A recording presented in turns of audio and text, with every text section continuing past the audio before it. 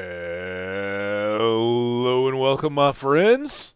Hambbage here, and glad to see you guys. Let's get this just a little more kicked on me. How y'all doing? Good to see you.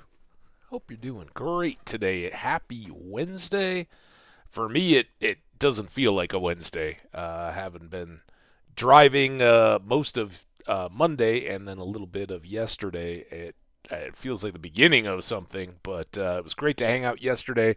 Thanks to everybody that was here and a part of the chat, helping us get caught back up in the world and having a blast. We had some. All right, let's dismiss that. We had some fun in the abandoned mines that we found below our hole, or in our hole, and got a little bit of loot, a couple diamonds, and in the process, we accidentally did the ill-advised throwing of our diamond sword at a creeper, who then blew up and took it out. Every once in a while, I'll hit the queue and accidentally drop something. It's why, as we get more and more gear, it's good to have spares. But typically, you do that, you pick it back up, and are able to fight on. And unfortunately, I got one accidental punch after a couple of hacks with my sword. It wasn't enough to kill him. And as I backed away, it wasn't fast enough. He popped and blew up the sword. So we were out. We've got a regular diamond sword at the moment. And we'll try, as we kick things off today, to get that squared away and take care of the getting, I guess, some enchants on this guy here. For those who haven't seen in a little bit, we do now have a good supply of diamonds, very much thanks to our Fortune Diamond Pickaxe. And as you savvy viewers may realize, I've got the hoe in my hand. I did do the farms, all the crops. I fed the animals. I ferried a bunch of stuff up to town. We've still got a little bit more animal chores to do, and we'll kick things off there. And probably I will be back. The ads are going to kick off here in a little bit. Let's go ahead and hop in the boat. I'm excited to get going. With you guys, I was working a little bit this morning. It is belated corned beef day for me. I had been very excited to have some corned beef and cabbage for the St. Patrick's Day weekend, but then I ended up taking a road trip and going out and seeing my family. So wanted to get that all cooked up. This is a great day. We didn't get any snow here, but it has been very, very windy, and the rest of Colorado is a bit of a mess, or was overnight at least. Lots of wind expected today, and maybe some more snow and blizzardy stuff out east. So, as much as I hated to cut my trip short with my family, I think I made the right choice getting home before it all started. I know I was kind of griping a little bit that the forecasts had the timing a bit off, and I was a bit rushed. I had some more wiggle room, but by last night it was getting messy out there, and very glad to have not had to fight that while driving. So we're here. We got the whole day. I am happy to be indoors, and may have evening plans. That's why I needed to get my my corned beef cooking early. So that this evening, if we kind of touched base with some of my friends back here and said, hey, we'll see what the weather does and all that, but the Colorado Avalanche play again. The rumors are wild. Oh, we got ads. So we'll come back to that this evening, and pro sports and all that good stuff. So you guys sit tight. I will be back before the ad's over, and we'll start processing on these animals too. All right, be right back.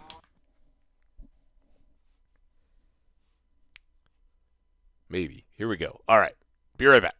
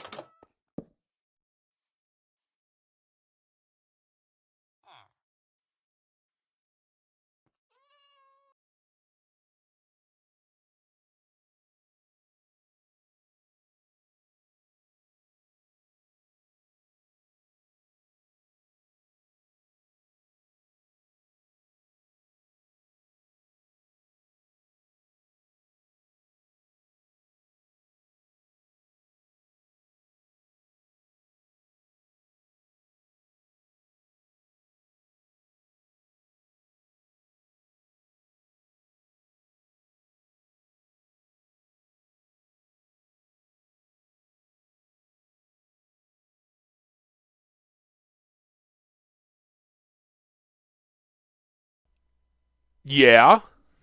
Why did I didn't turn anything on coming back from the break? Oh my god, I revealed so much. There were so many scoops, guys. Now we just harvested some animals so we could get the levels up basically. Oh well, awesome to see you, Sketch. As I was saying, hope all is well. Missed seeing your streams. That might be part on my side. I don't know how much you've been going of late. I do want to check over here real fast. But hopefully just busy and enjoying the summer. So we've got our ready to go chest plate for the nether. We've been into the nether. We've got our gate established. We haven't really explored around too much there yet. We've been busy. I'd like to get these boots duplicated in gold and have fire prot for unbreaking, mending, frost walker, and feather falling on my nether boots, so that there I can walk on the magma blocks without issue, and here I have depth strider so I can dive in the water. That's the plan. All right, we've got a lot more trading to do while we're here in our village. I don't know if you saw it. I made a just kind of expansion town row house kind of thing, townhouse. And we've got a variety of traders in there. I don't think there's... Oh, there is that glass, though. I'd had that here for more building, and obviously we're going to do more building over time. Yeah, I didn't have many feathers. It's my librarians. This is where I'm just going to dump all these crossbows. And... yeah, I guess this is our Fletcher box. So what I also don't have is much at all in the way of emeralds. So let's go ahead and throw those in. Let's make this paper.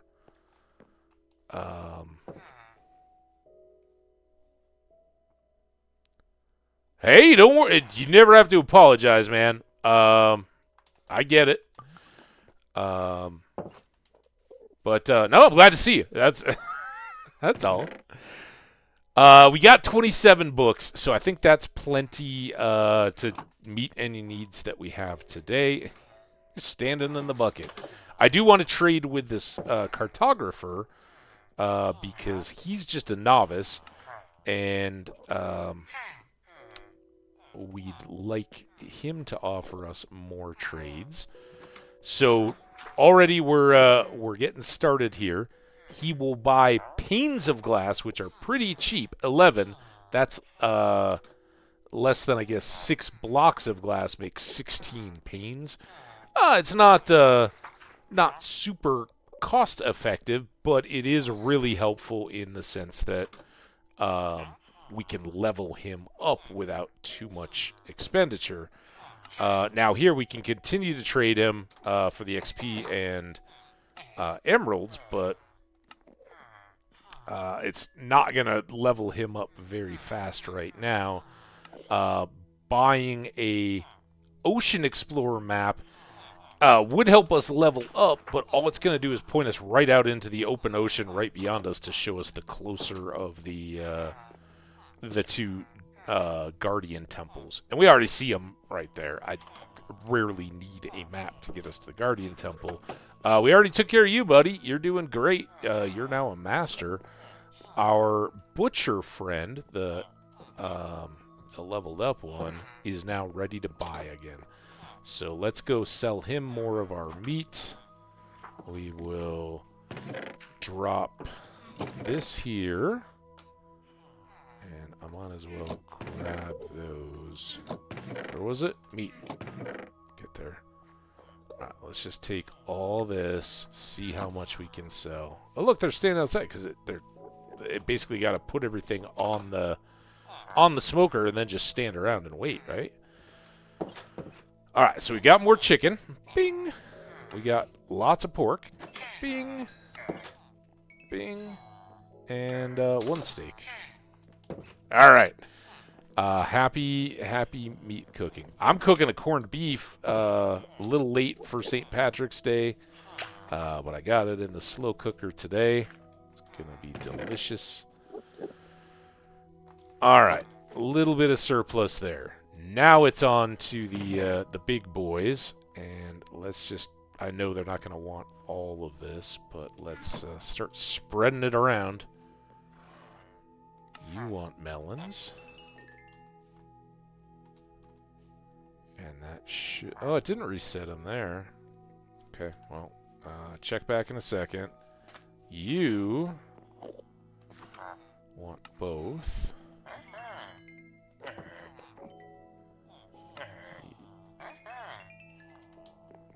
Those. All right, got all your experience. Yeah, no, I hear you, man. Well, look after you first, right? And I mean, you've seen it from me. I'll just disappear for a couple weeks at a time, and yeah, sometimes it's not what you want or need to be doing. You got other stuff, so I'm just glad to see you, honestly, because you're the one that usually streams a lot. So when I get up in the morning and am kind of setting up my own stream, there's a few people out there, but I love catching insane. All right, let's stop talking and get out of this storm. Again, I don't want my villagers to have incidents.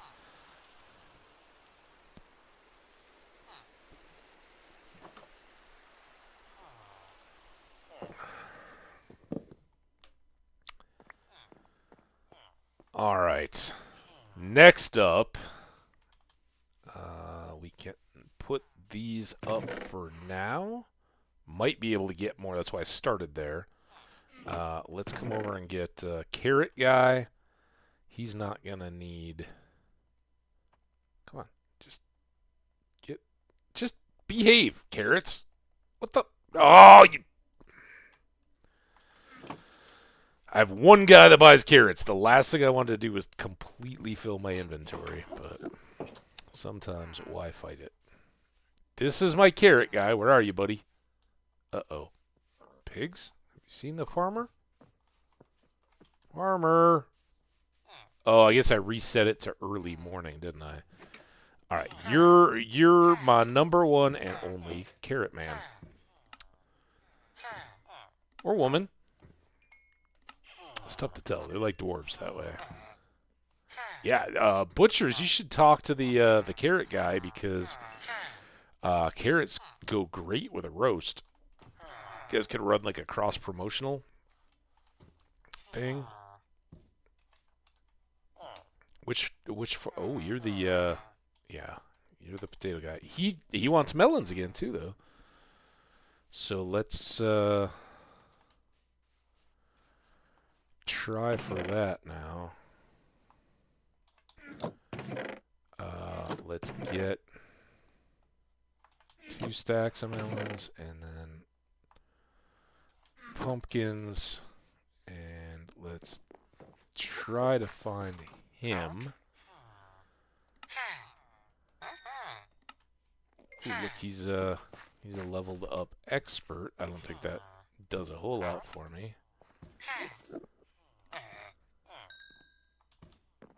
All right, do you need to get to your job block? There you go. Now you're a master farmer.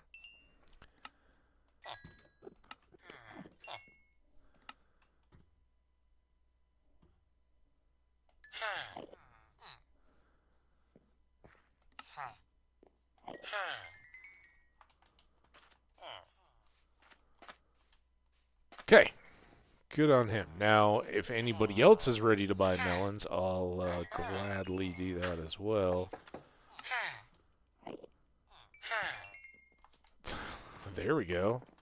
So I could grab more. And then I think we need to go pay a visit to this guy because he's potatoes as well.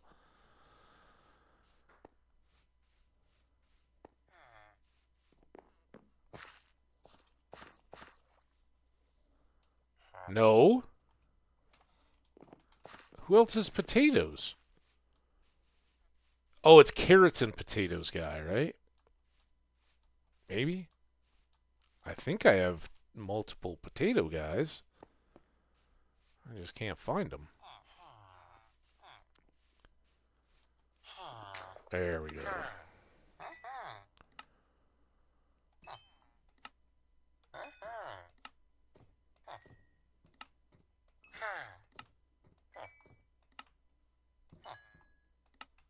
Up to 44. I hadn't even been paying attention to the levels. That is fantastic. We're definitely going to get something worthwhile.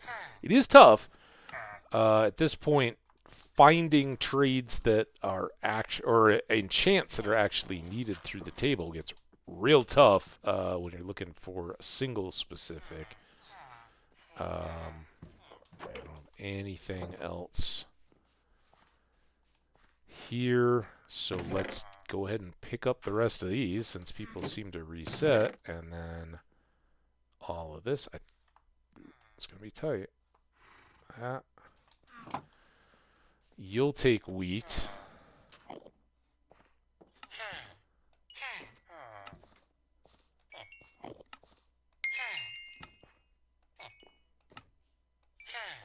That got us to level 50.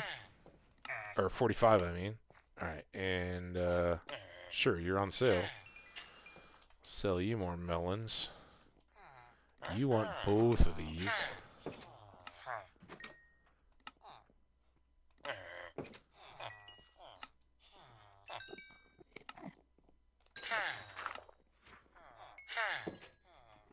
And then pumpkins.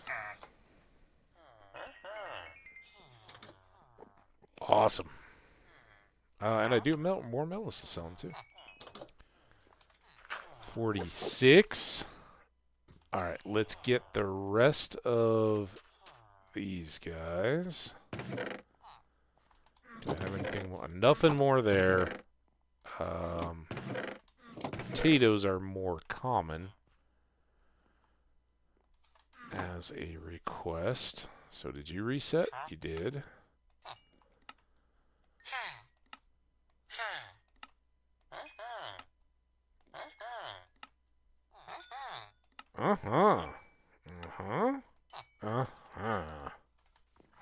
Any extra XP I'll take. And then there's this guy. Let's have a snack as we're going down.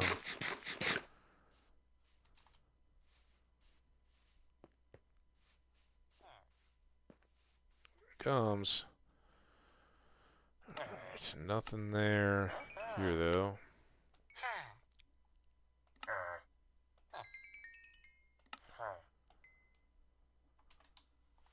Alright, no extra experience. So we got a few more potatoes, and then we basically sold back everything that I'd gathered up and went from basically no emeralds to a whole bunch. So very good there. Last but not least, we'll trade those into a few sets of books.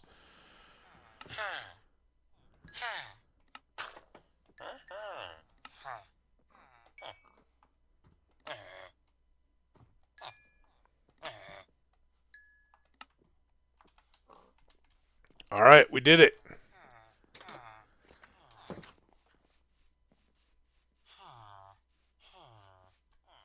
And I can grab these, and then I'm going to go unload all this stuff.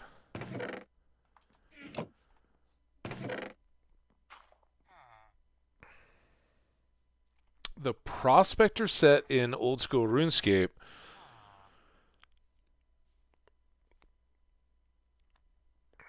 I don't remember the Prospector stuff as much. Mining Gloves ring a bell. I did. There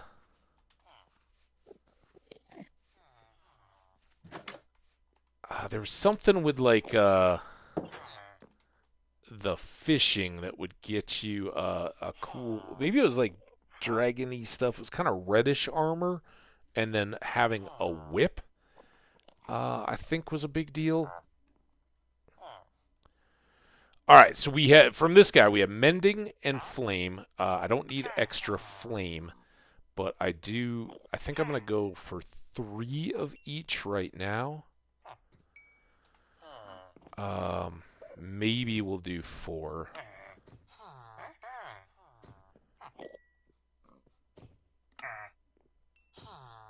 Yeah, let's do 4 of each. Perfect. So well behaved. All right, that gives us the chance to get another tool and have some kind of a sword that we want to improve. And the gold if we do boots or switch over on basically anything else. But yeah, potentially start working on a couple swords, right? A sharpness and a smite, not smithing. You got me thinking of skills. Oh, did you switch? Did you switch in OSRS to Skash Kitsune? Fantastic. All right, let's leave these here where they're handy. Nice. Not that I've been on there. I did look at it. I was like, oh yeah, there's OSRS. I haven't logged in since, but of course I don't even know if you know. I did a. So my dad has a big birthday coming up this year. He's going to be turning 90. And coincidentally, because he was 30 when it happened. Oh, I forgot my horse. He just marked his 60th anniversary of immigrating to the United States from England. So my mom had, because he arrived in New York City the day before St. Patrick's Day, that was kind of his first full day in the United States. He's a young man at 30 and kind of, just wow, all right, here I am getting his bearings and figuring it all out. He was coming to work, so he had work people to meet up with, but did see the kind of goings on of the big St. Patrick's Day parade in New York and had corned beef. They often, he was English, and not opposed or anything like that, but it was like, yeah, there wasn't the St. Patrick's Day deal in England at all. Obviously, a little bit in Ireland, but even Irish people who come and see what the United States has made of St. Patrick's Day are kind of like, yeah, it's a little different than back home. But my mom was a school teacher. Until I think she pretty much stopped as soon as my sister was born. But she had done all the kind of elementary, decorate the classroom, all the different stuff. So she certainly embraced St. Patrick's Day as a thing, even back in the early 70s kind of stuff. And all the way through, we'd have corned beef and cabbage and all that, and as much to mark my dad's arrival as St. Patrick's Day itself, but I love it all around. I love travel and different cultures and stuff, and whether it's a Chinese dragon boat festival or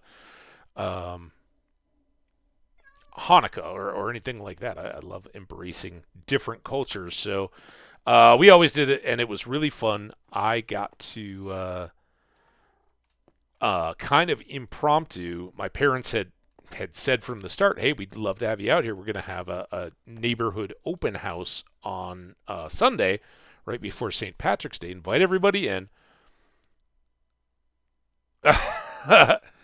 um,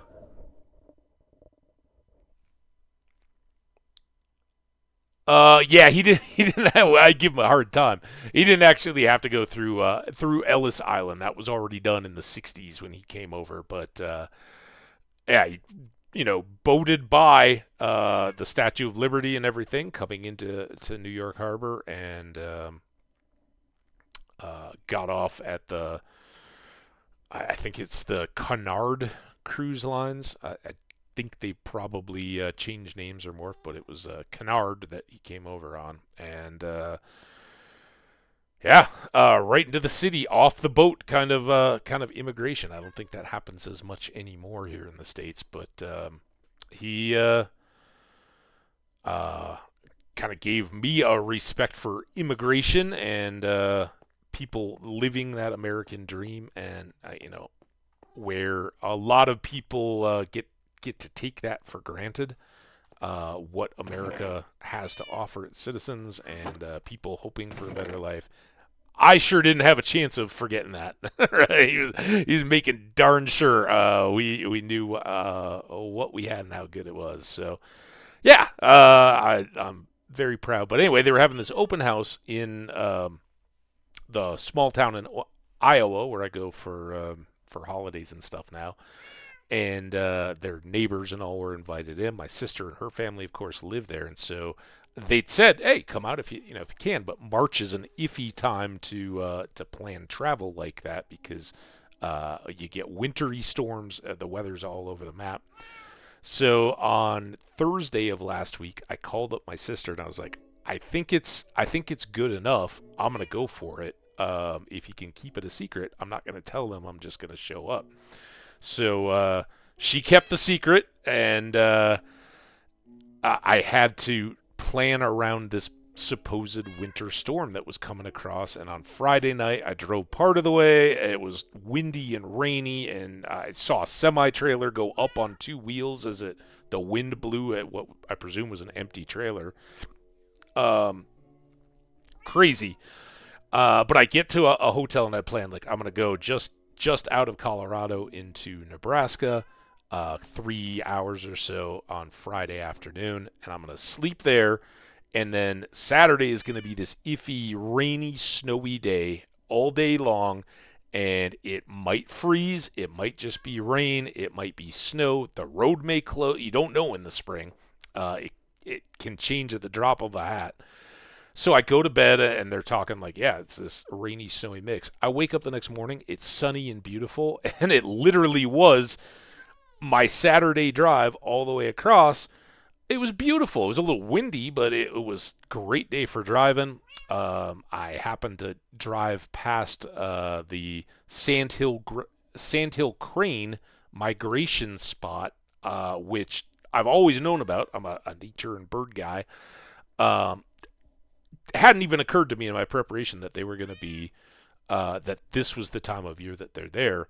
So as I'm driving by, I'm like, oh my God, I must have seen 10 to 20 or tens of thousands of sandhill cranes, both flying around and out. It was the middle of the day, so they were out in the farmer fields eating all the old fallen grains and stuff. That's why they stop in their migration up to the Arctic. It's just known to the species that there's this safe islandy, marshy, low river area where they can roost. Coyotes and things can't get to them. They have a very good food supply, so on their way back from the tropics, they stop there. All of the population kind of congregates, so they do all their courting and everything right there, and then they spread back out as they get up into the tundra for their nesting season in the summer. So very, very lucky and cool, and it was beautiful. I'm seeing all this, like kicking myself I didn't bring a camera, and I had plenty of time that day because, as it turns out, the weather was great. I ended up going 4 hours of the 6.5 that I'd planned, but I'd already booked a hotel and it was too late to cancel it. So I was going to pay for it either way. And I really thought, in planning to surprise my parents, it wouldn't be as one. It would kind of, they'd love it, I'm sure, and I would have loved to spend more time with them. But arriving the night before they were going to have this open house thing was probably more of a spanner in the works than just showing up that day. So I waited. I headed up in the midday. Got there just after noon, or just before noon, I guess. And I'm coming up, and I kind of thought, all right, so here's what I'm going to do. I'm going to, get there and then call them on the phone and be like, hey, I wanted to catch you before the open house thing. I know it's going to be a busy day, but I'm thinking of you and all that.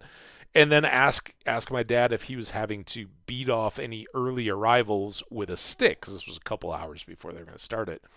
And he's like, no. Well, it didn't work out that way, because I called. I'm sitting in their driveway, and he's like, "Oh, hey, we're streaming the service from our church in Minnesota. Can you just call back in 15 minutes?" And I'm like, "Dad, normally no problem. In this case, why don't you go check your front door? I heard somebody's there." And in the meantime, he'd seen somebody. My mom had seen me walking up to their door from the room where they were sitting, and she's like, in the whole like, look, go deal with the door. Like, I don't want to have to deal with somebody that's showing up 3 hours before we had said in the invitations to come over. So she kind of like, she sees my dad throw down the phone because he was talking to, she knew he had said hello. So she's like, oh, well, I'm going to talk to my son then. So she's like, as I open the door and surprise my dad, we're like, hey, this is great. My mom is like holding the phone in her to her ear, trying to bust beeline out so she doesn't have to talk to whoever it is before the party. And she turns back. She's like, I'm on the phone with, oh, it's you. So awesome. So definitely surprised them. They were they said so many times, and I have no reason to doubt them, but they said they were delighted that I was there. And I got to hang out. My sister and her family came over. We had the open house. I got to meet their neighbors, some of whom I'd waved at a few times as I loaded the car around Christmas and got in and out of there.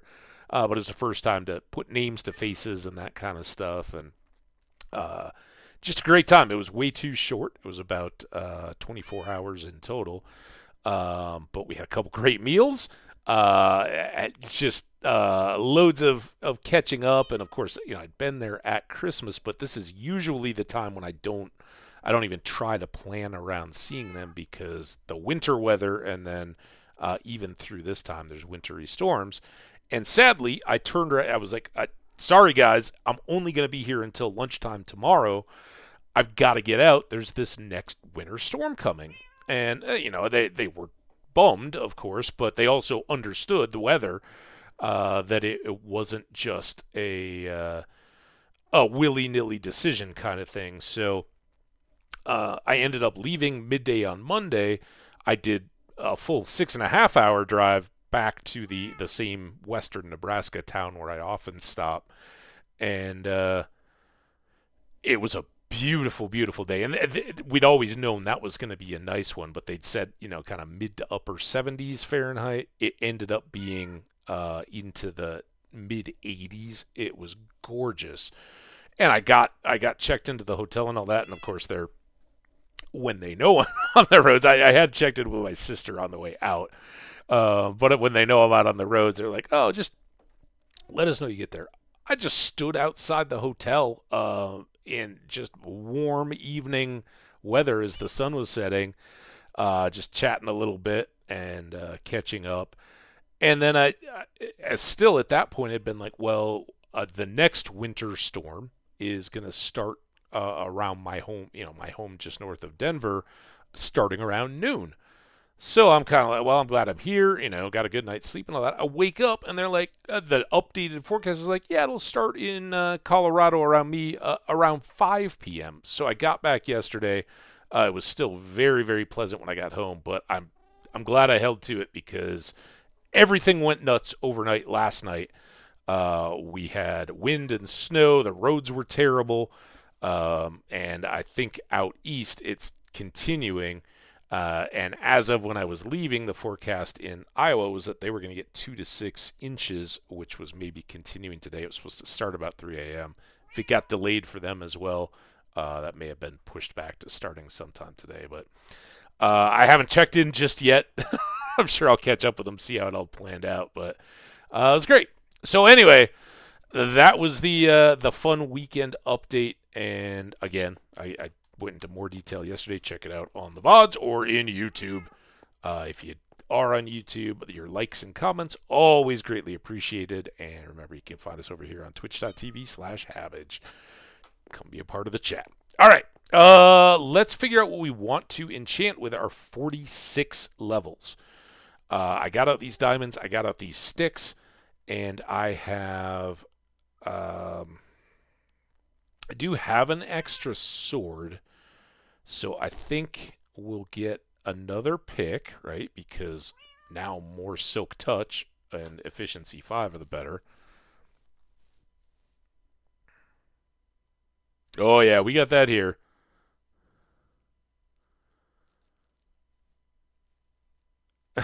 Yeah, yeah, yeah. It is wild. Here in the United States, part of that is the La Nina, right? It led to the California fires. It does these big transcontinental winter storms that are so damaging in the southeast. It makes things a little more mild.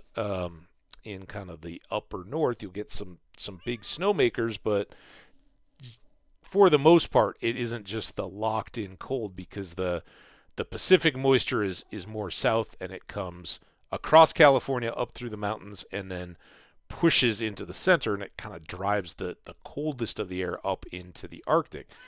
Colder winters in an El Nino, you get the really, really cold temperatures dipping down across the central U.S., so there will be more freezing and bitter cold, but you're less likely to see the snow in Louisiana, right, that we had earlier this year, and all the midwinter type tornadoes.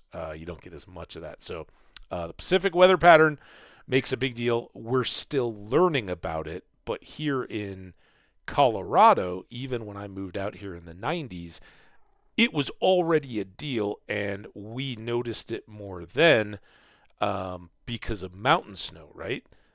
In El Nino and La Nina, what you get in the mountains can vary. La Nina are these dependable, consistent foot of snow at a time kind of in the mountains, and most of the ski resorts, except for the very southern mountains, have been having a very good year. So that's kind of what you get.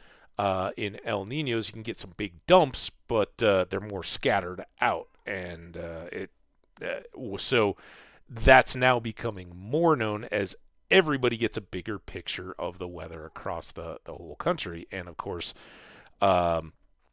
with our understanding of the global climate, all of these things can get more extreme and the effects magnified as there's more energy temperature in the atmosphere.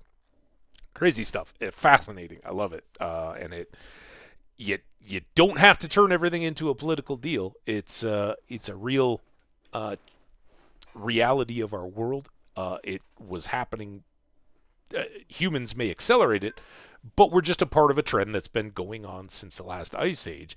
We're slowly heating, and in terms of what we're seeing, the Earth has actually been a lot cooler than it normally sits at on a life on Earth type timescale.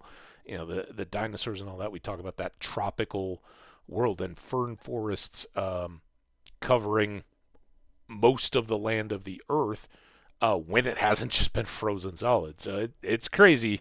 Sometimes it's easy to forget that we're just here on a ride of bigger systems than us. So I love watching. I love learning about it. I hope everybody has that spirit. All right, let's get to this enchanting, right? So we've got a pick now. I want to make more boots to see if we can get feather falling, luckily. I want gold, and I probably used it all. What do I have cooked? Nothing. I guess I'd cooked everything. We've got some copper. Yeah, the gold boots are something I should really... Do I have any ready? I do. All right. So that would go there, and then this guy... Oh, we do have the feather falling for the gold boots, so that's good. All right. I think we're close to good. I'm going to put these up.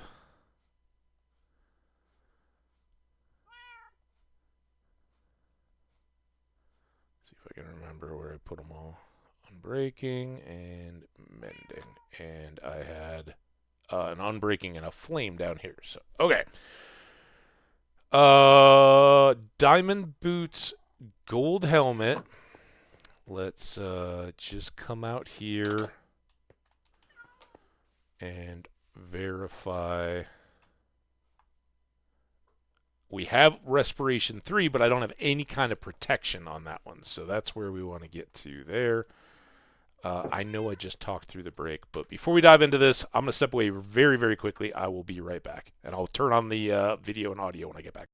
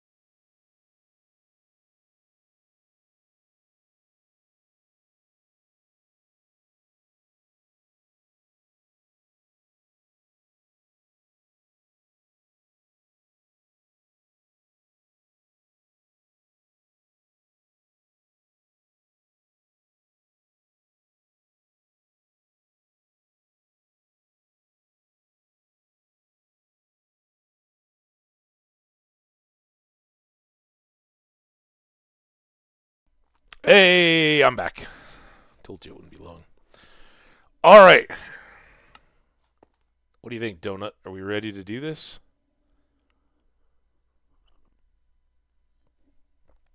I agree. Coffee is important.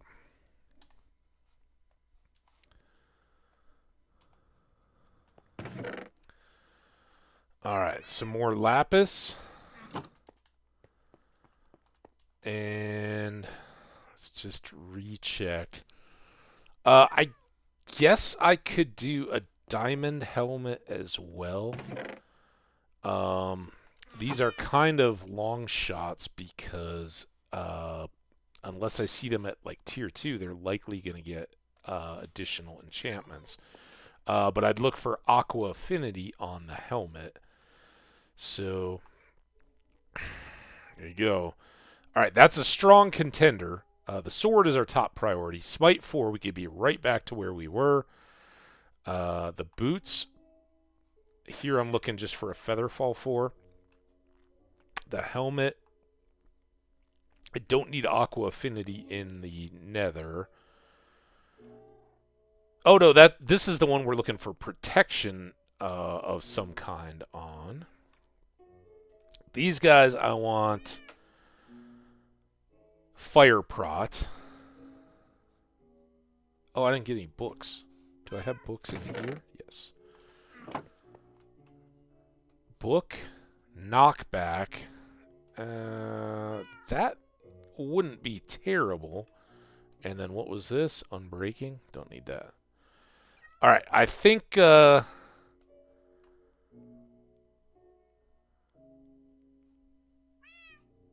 a sure deal. This is a test our luck. Let's test our luck.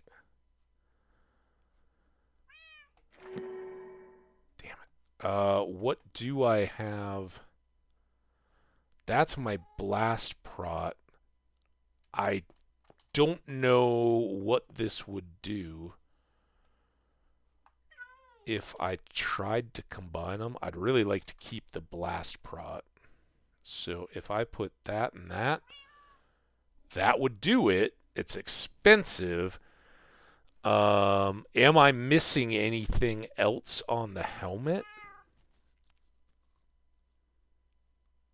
Oh, this helmet doesn't have respiration either. That's right. Let's... Oh, now I've done it, though. Well, I can have it as it is. Let's just go ahead and do it. I mean, we can get up to like 30 in cost, and all we're looking to put on addition is a Res 3. So, oh boy, well, it's a good thing we have a lot of iron. All right, so our helmet got better. In a way that's not really going to help us. Let's get our 3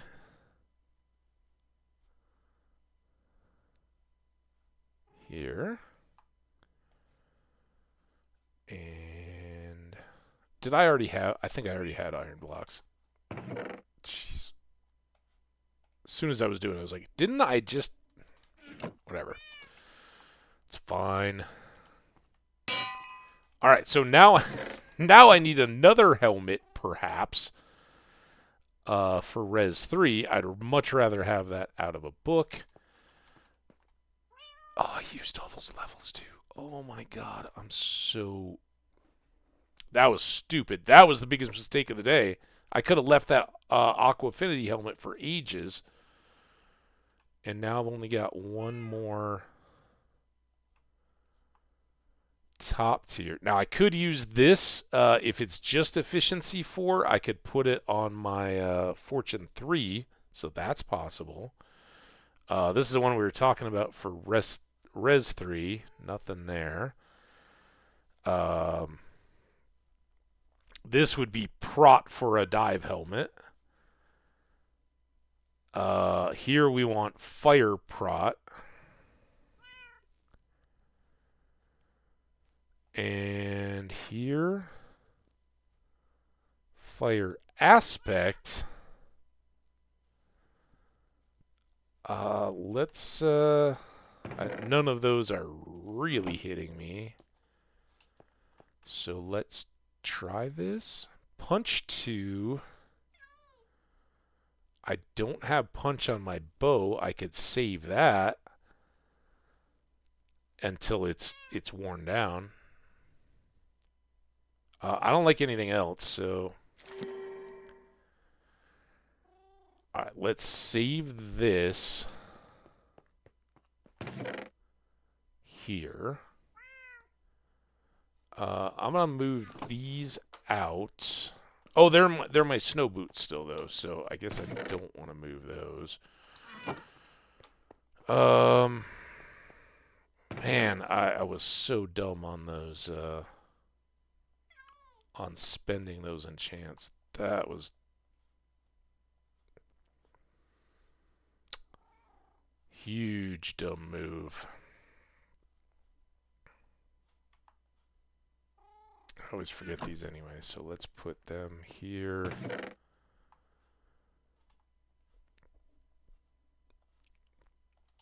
I'm just going to move this to here. Alright, some extra sticks. Yeah, I don't feel like that was smart at all. It could have taken that efficiency 4.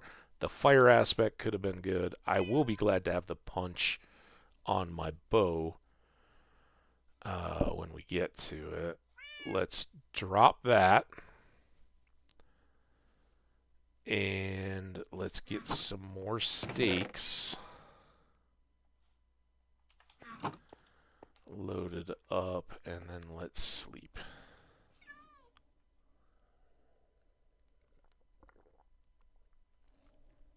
All right, next part of the fun.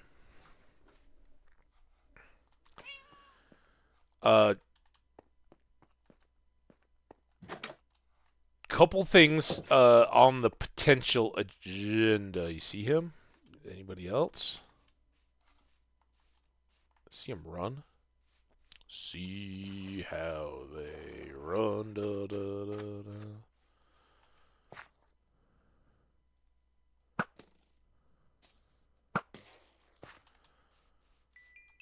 da. So let's walk and talk here for a second. So we haven't done anything much in the building aspect for a bit, and I've been talking since day one about building up this house on the hill. I think that is getting much more possible, and might be my preference for now.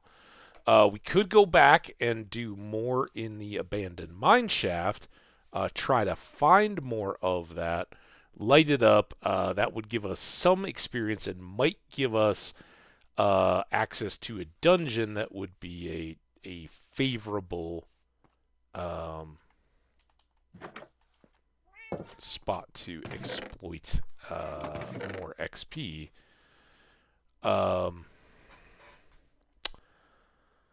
Some of this stuff could go back up for trade, specifically this rotten flesh. I've also got some string. We could go looking for bee nests, but I think we've done more recent boat trips. So here's what I'm thinking, Cat, and you guys can let me know if you think I'm off base here. We've talked all along about using this as a stairway room. These three in the center, starting the way down, and then going sides and back and forth, clearing out our vertical type stairway all the way down to the depths right here in our house. Ultimately, that could link up with the hole area. It became less of a priority when we discovered the hole and realized that we could just go through the basement. But I think we can get more building supplies either way, and one way would be to do more mining in the abandoned mines, see if we can find other areas. Let's go do that. It sounds like more fun. What am I potentially forgetting as we head over? Don't think much.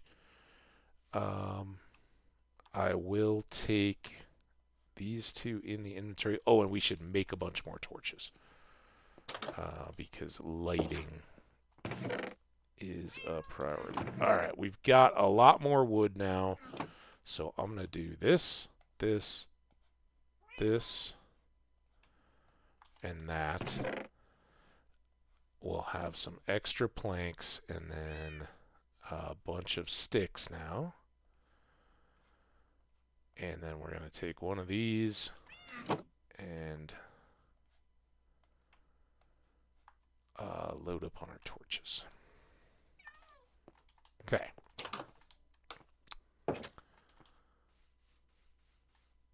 And we may spend most of the time, if we can find more areas in the abandoned mine, we may spend all our time on that, or we may spend it more in the caves, lighting stuff up, working on some stairs and things to connect stuff in the hole better, like we did yesterday to start getting over to the abandoned mine.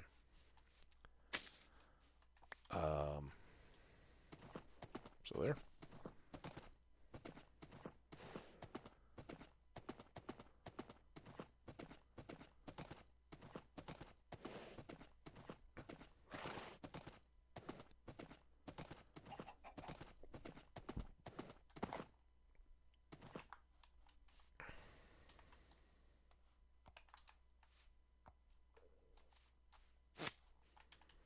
Okay.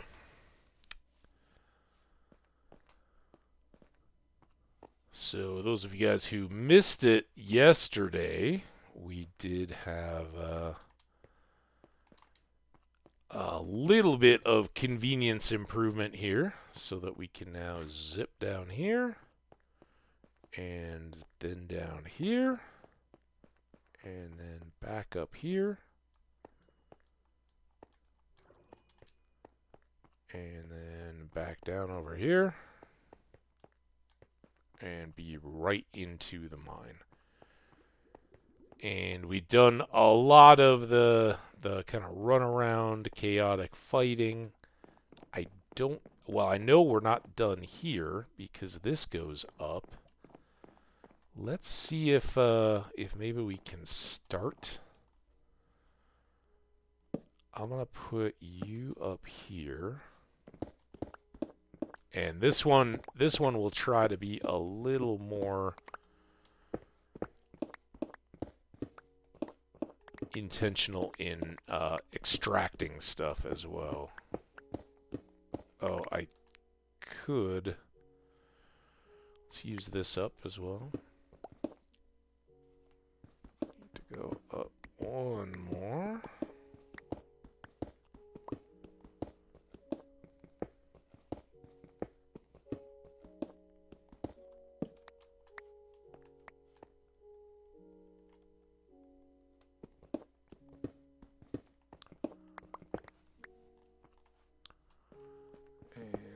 It's here that this connect. Oh, that's all right.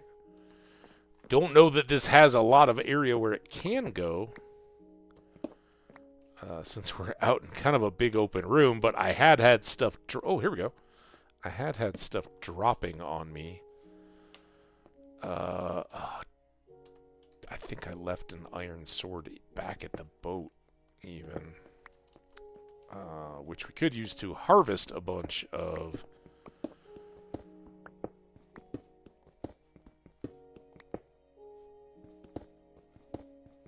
I'm just gonna open up some more of this.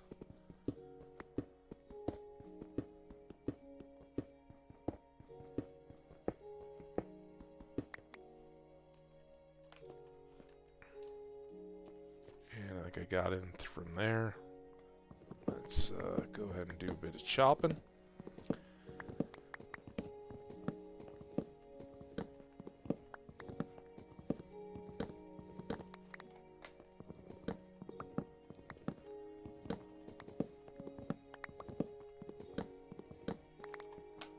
And just for giggles, we'll put more light up there. Clean you up.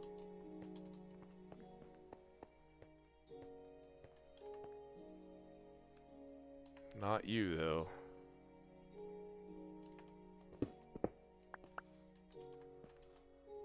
Alright, I think we're doing decently well here.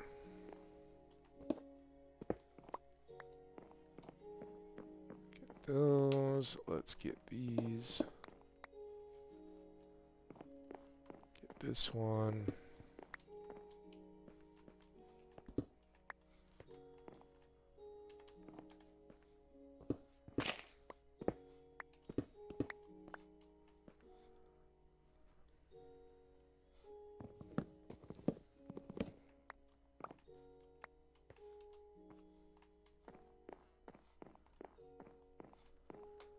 Okay. That was a first deadly area. I don't know that we ever made it down in wherever that hole is. I think it's back over there. I think that's something we need to try to unwind, but this lakey bit was maybe not done yet. We got the diamonds out from right under here. Yeah, I mean, there's all this, but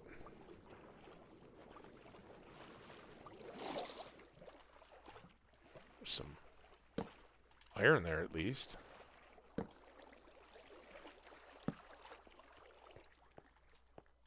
Kind of got there. What's all this now?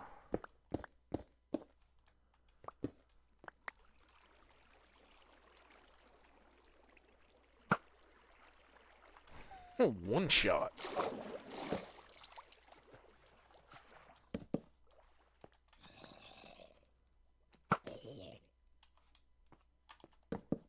Stop! That's twice now. Don't want to be wasting all my torches. Ooh, I definitely want this gold. Remember, we might want to get a few more pieces there.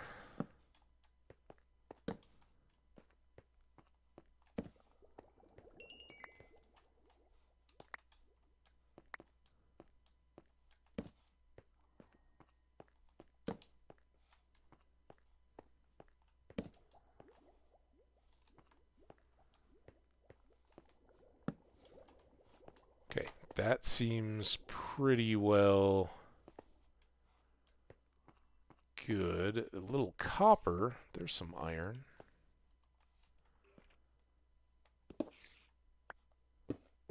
I hear some things.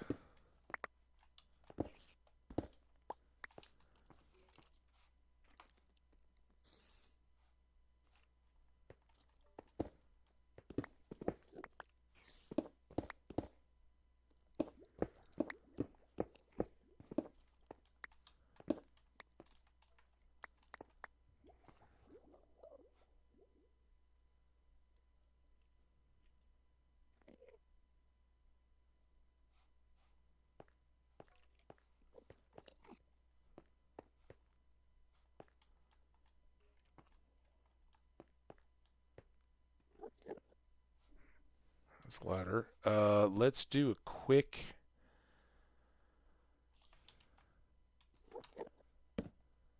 It is nighttime, so those could be up on the surface, and we might be somewhere around the fields by this point.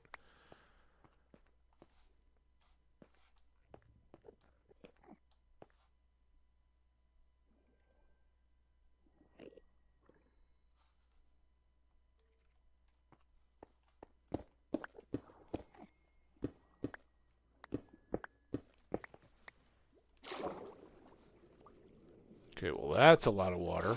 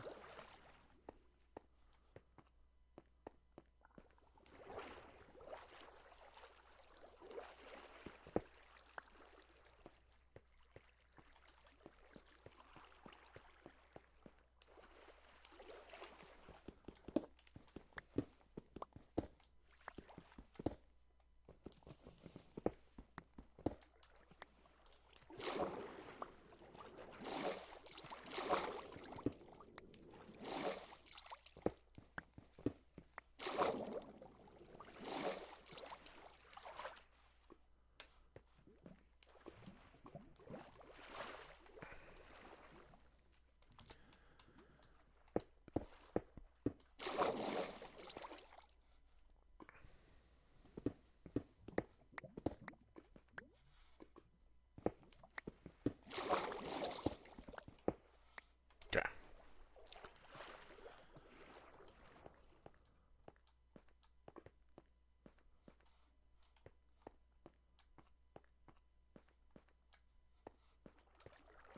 All right, that's now good.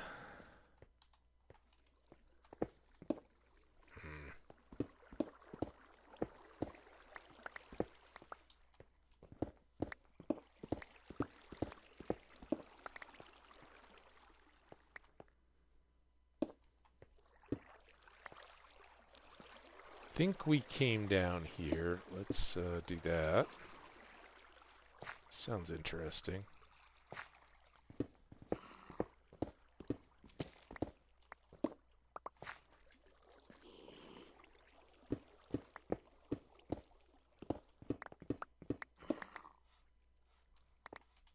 So it kind of sounds like it's over that way.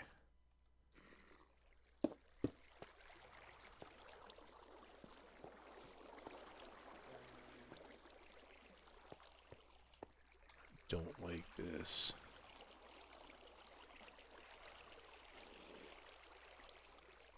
Get all that back.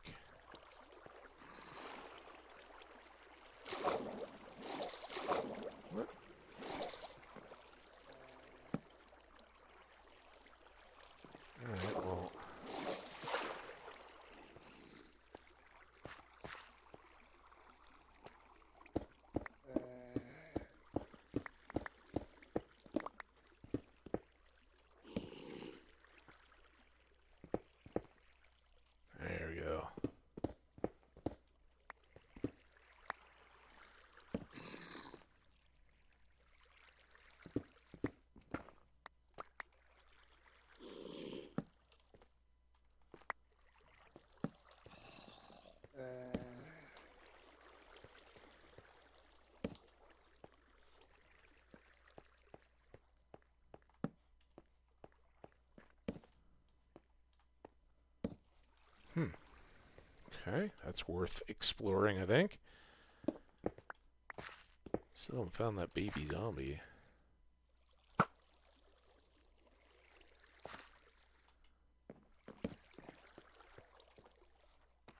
Seems dangerous.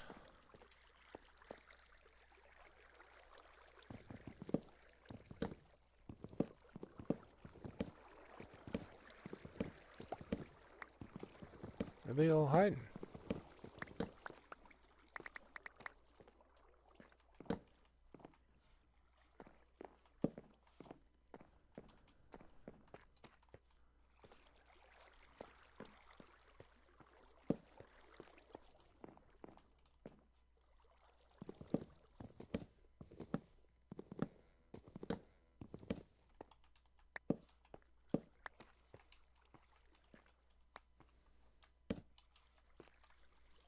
It doesn't exactly feel like somewhere I've been before, does it?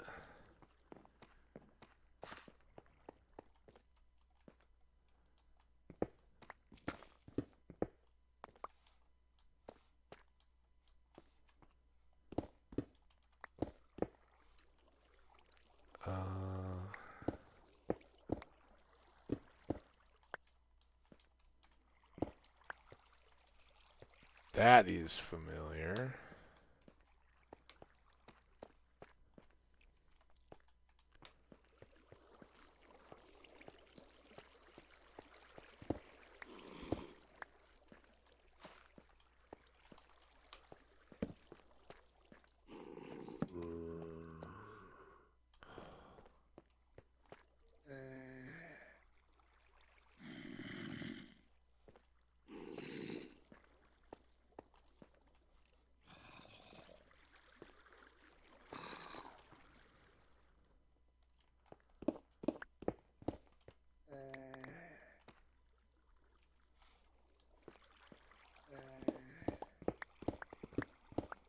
Don't like that.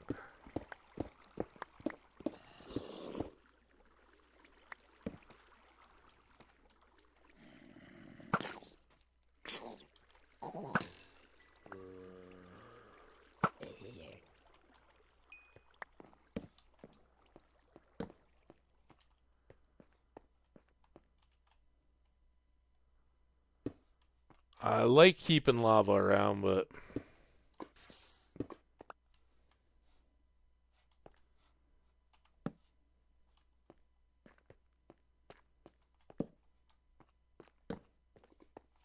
dude, could have been so much fun in that hallway.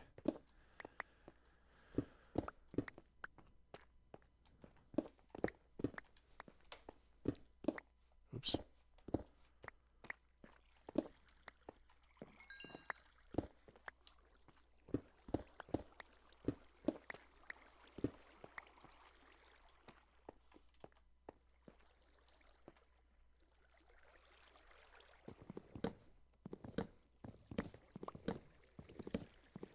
This could have been that hole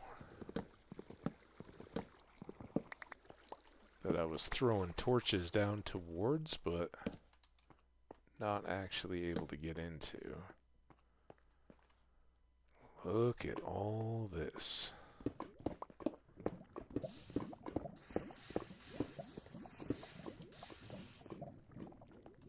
Alright, let's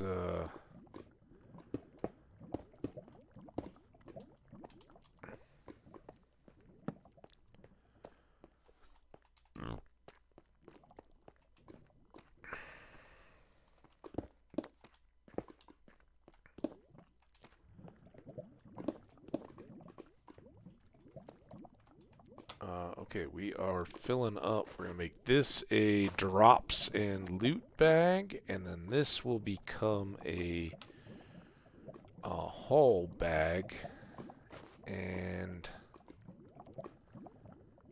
any of these could become plentiful. I think cobbled deep slate is probably going to be rare.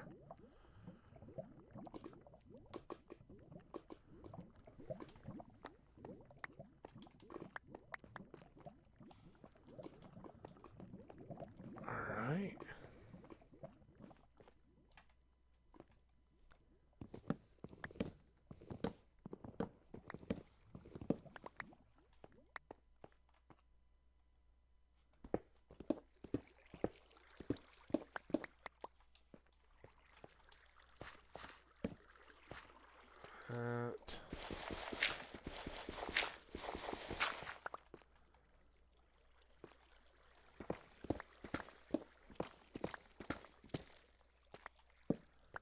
Doesn't seem great, does it?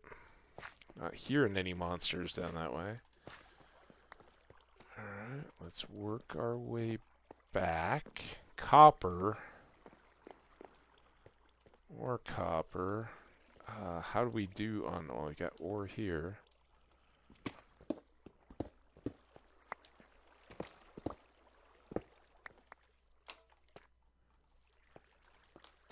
Ore here.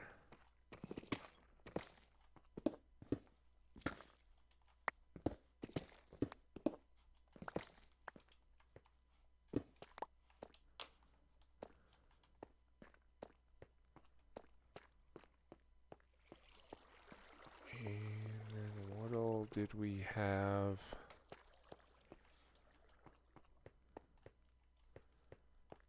This way. We checked that. There was some gold. We can just clear that. Anything hiding back here?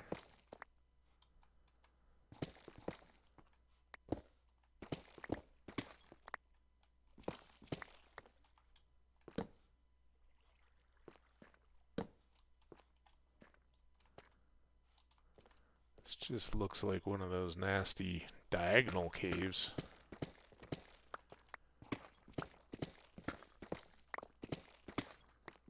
And perhaps not a very big one.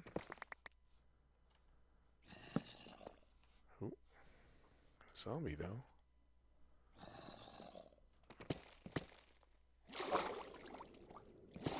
Oh, I guess.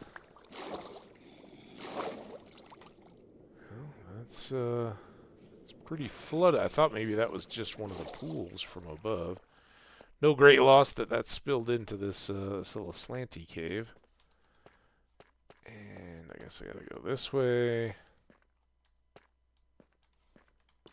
Get back up and out of there. Have we been here yet? Seems newer.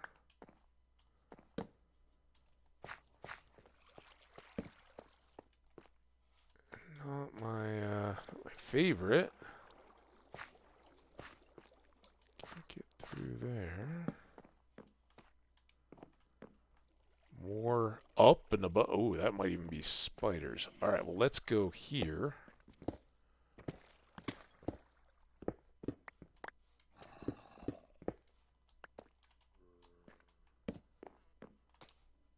And what more? Is it like arena seats here? Kind of filled in.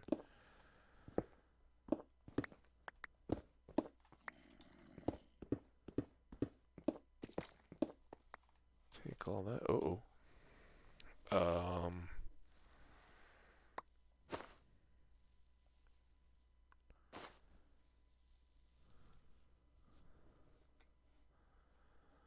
Close, but not quite to a new spot there.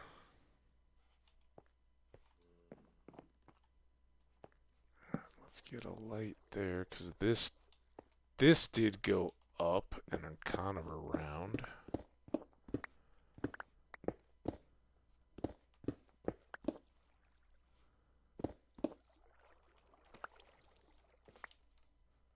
Don't like all that being...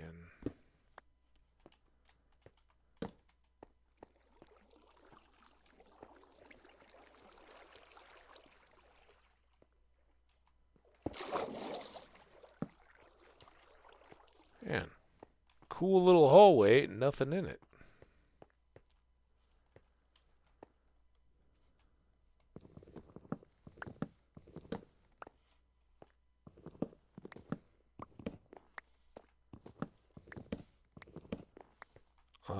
Never hurts just to check these for a possible good ore.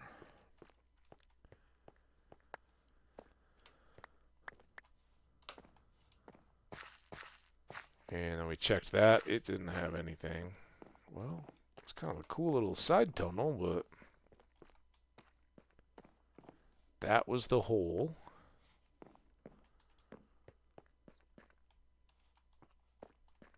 Here a bat. There a bat. Everywhere a bat. That was where the gold came out of.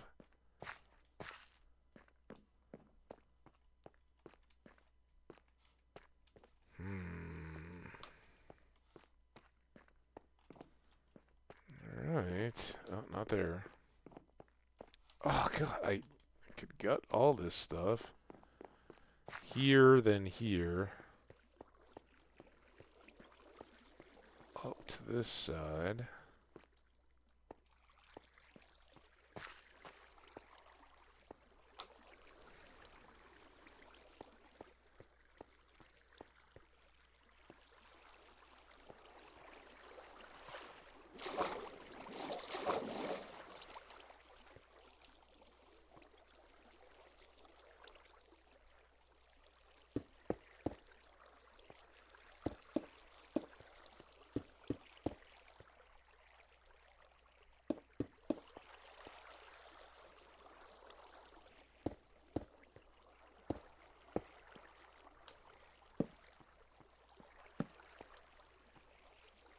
Dry all that out.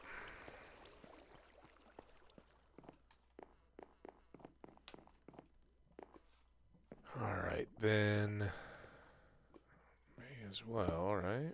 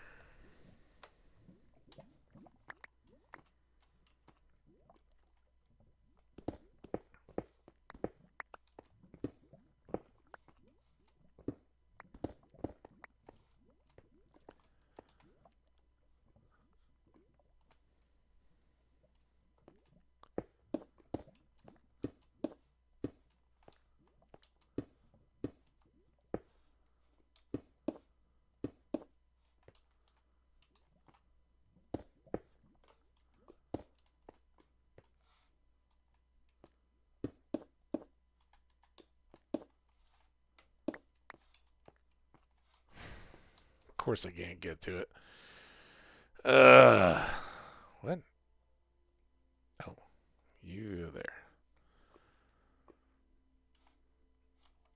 I really kind of getting bit here. I can put these three on the off chance I don't get more.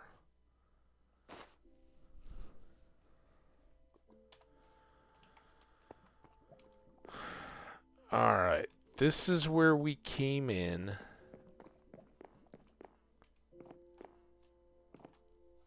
I think I want to take... I don't really want to get rid of all the beams, but it's kind of nice to be able to cut through all this. Now we have... oops. Some of this. I've got redstone over there. That's where I just cleared. I think we had looked at that hole, and then yeah, this was the hole where all the monsters were either falling into or gathering, and now we've found that, so not priority anymore.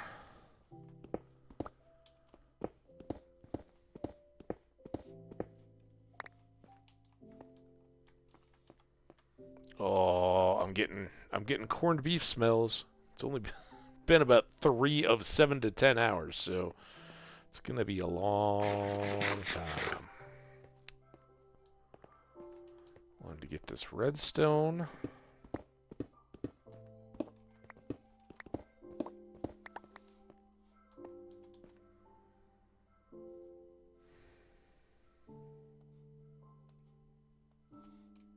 kind of want stone out of all this, but I also don't want traps for myself.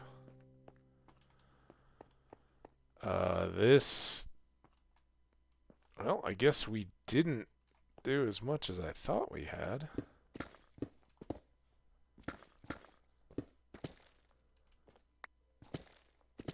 Probably because it was very dangerous while we were in here. Alright, let's do some light there. There's some gold.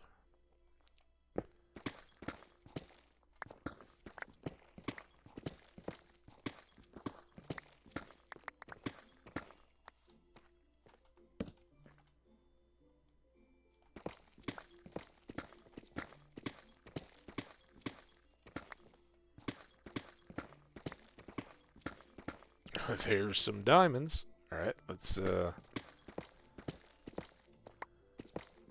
definitely push this corner in a little bit. Didn't really need to do all that.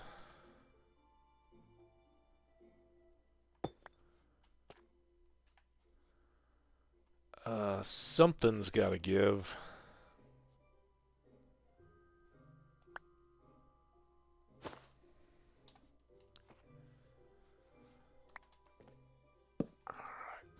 There.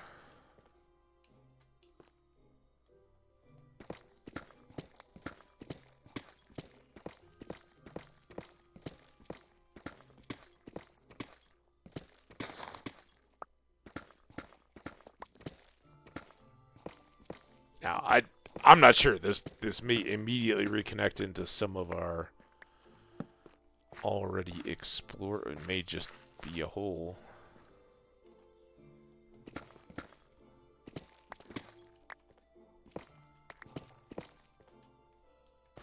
Well,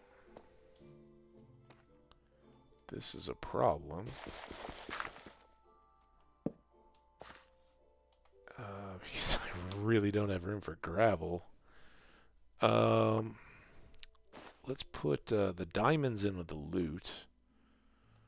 Hoping for more gold. I'm hoping this becomes a problem. I can probably put the stone with redstone in. And then we can shovel.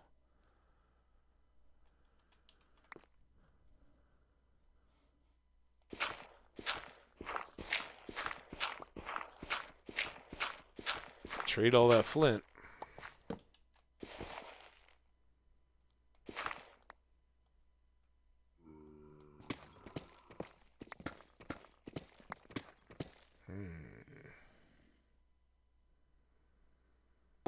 Well, on the bright side, it's a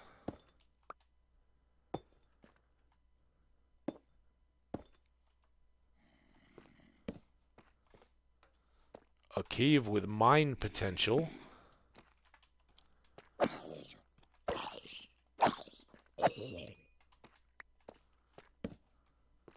It's deep. Could be diamonds. Some gold.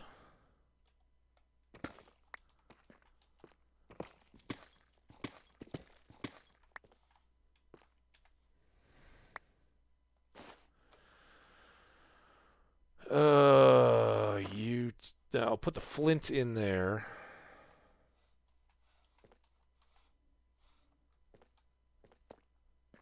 Extra hop.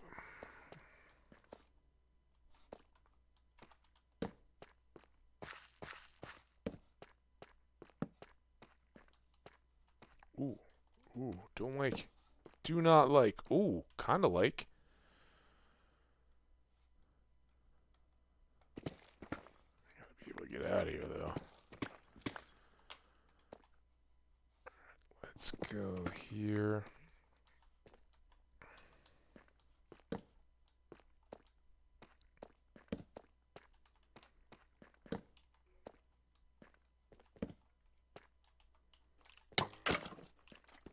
I went for my shield, which I don't even think I'm carrying, and probably will seal the death of shields for me. I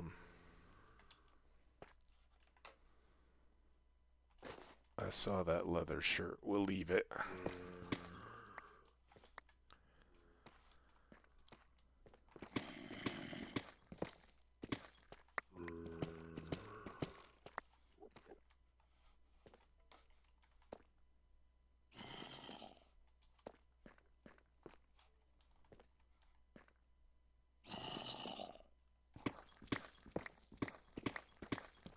I don't know why it sounds like it's up to me.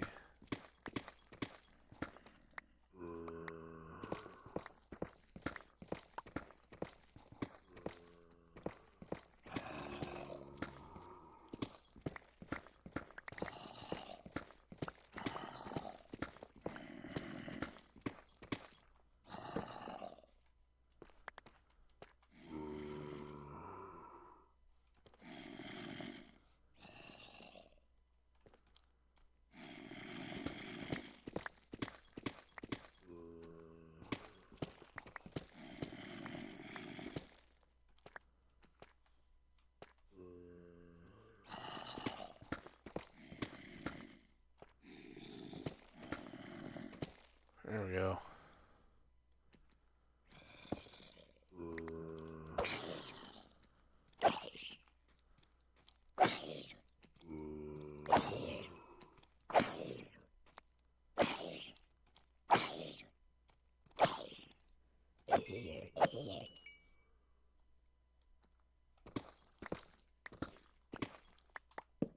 Oh boy, that.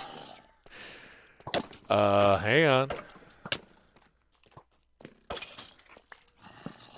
Yeah, I have no certainty, but I was thinking that might be a spawner, and we just fell right past it. Hey, rude. Oh, more rude. Here, let's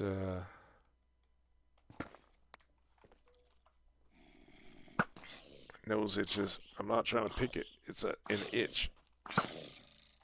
Ah! Oh my god. What? I did the old switcheroo.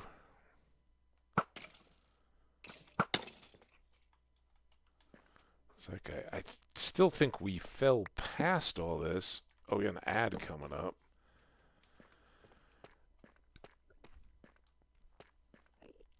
Is that where we fell from?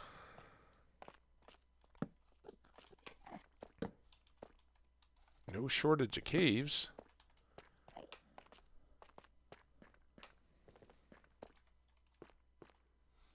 Yeah, I think we were just running. I think this is the spot where we thought we were. So I'm going to go...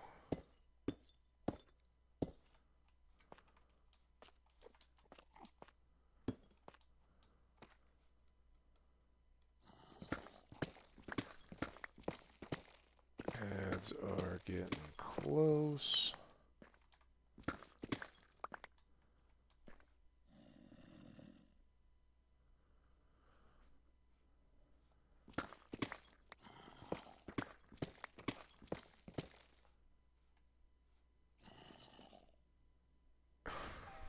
I don't know how I hit that with the torch. Let's... Ah! What the hell? I went 3. Okay, this now seems kind of safe. Let's eat.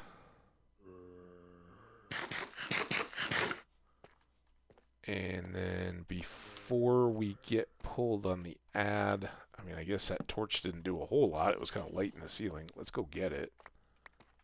East. All right, this is interesting. I'm going to stop off at this level. I'm not going to just leave things wide open. I'm going to park us here, and then I'm going to go take this ad break. I will be back very soon. Thank you guys all. I love the support. Hope you're enjoying these cave adventures. We'll probably go unload and come right back again here in a bit.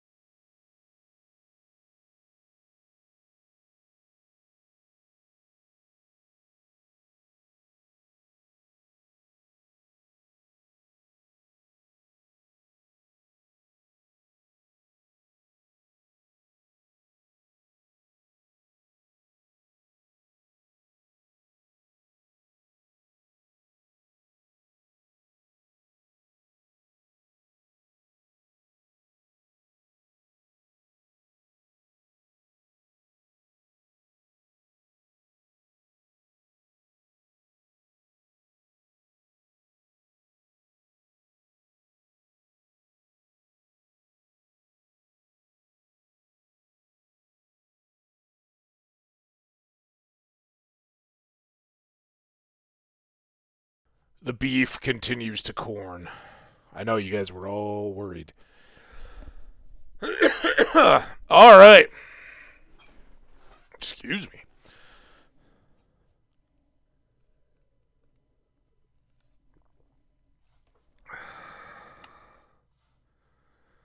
Okay, so we're in our safe zone. As I was mentioning, I think we went to add as I was saying it. I think our move now with double torch is to probably head back up quickly, unload some of this stuff. But let's kind of clean as we go. I'm not going to go back with empty slots.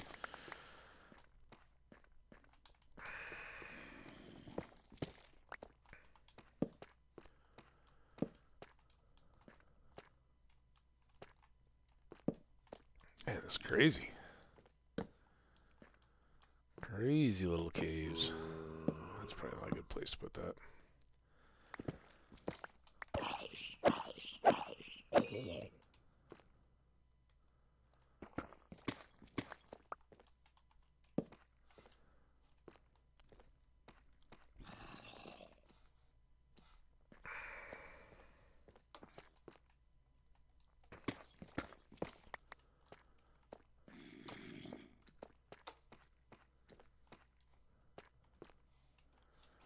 Guy in the midst here.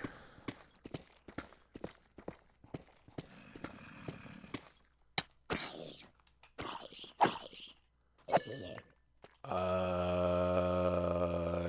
not sure. Did I miss a spot where he could have been, or did he just materialize? Glitched through a wall or something? I think that was the one I was hearing. Still got space at the moment.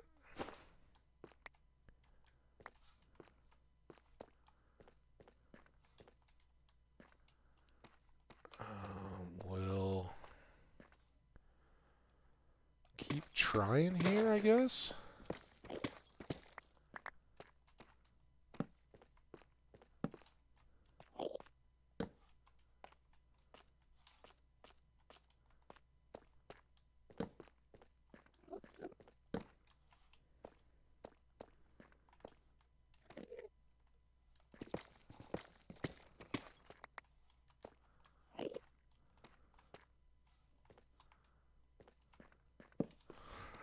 Knew he was here somewhere.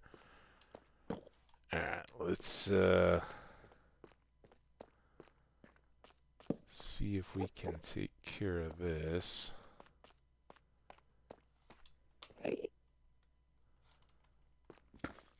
hate to go on the...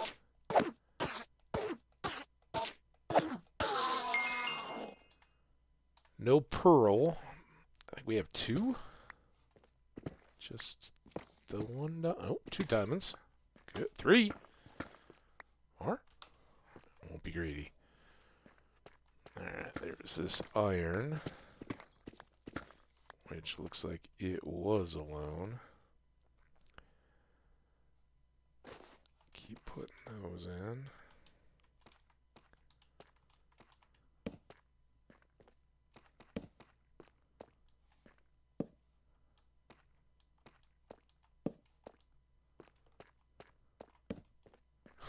These look like my stairs. I was like, those don't line up right. This is,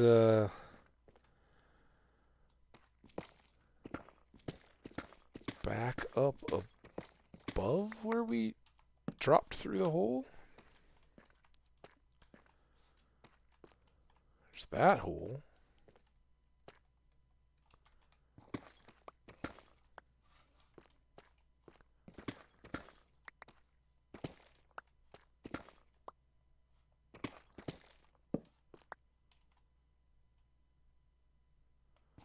A little tight down here. Like my pants on Thanksgiving.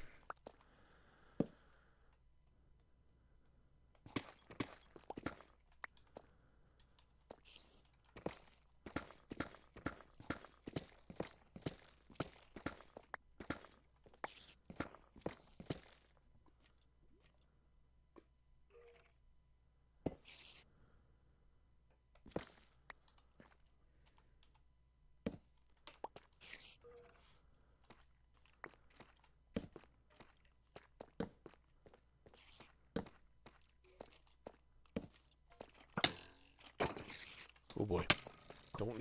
Don't need multiples. One with enchanted while I don't have a shield.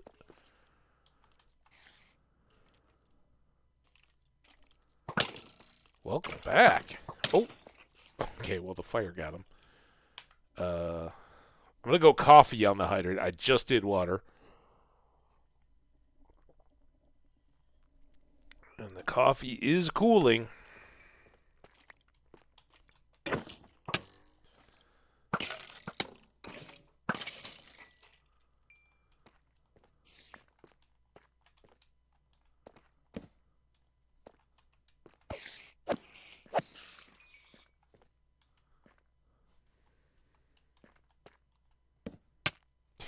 I was trying to sit on that edge. We can clearly get back. Well, not really.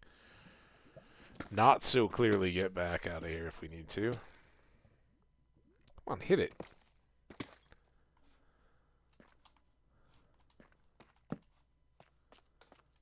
At least light all this right behind me.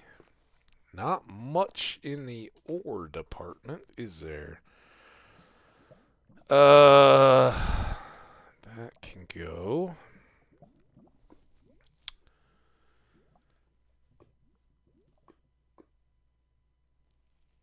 That looks really pretty full. Let's maybe dump. Damn it. That. 2 more blocks at least.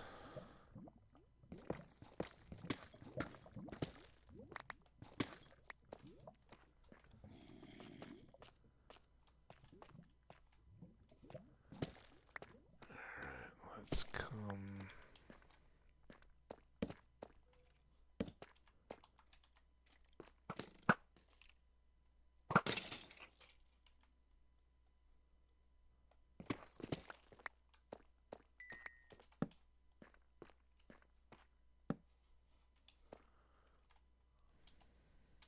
Yeah, may as well get a stack, right? Part of what we're down here for is experience. Make up for my sword enchanting gaff earlier. Just a modest little pool of lava down there.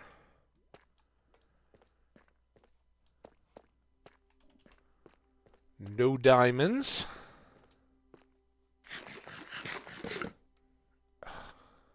It's the offhand torches getting me.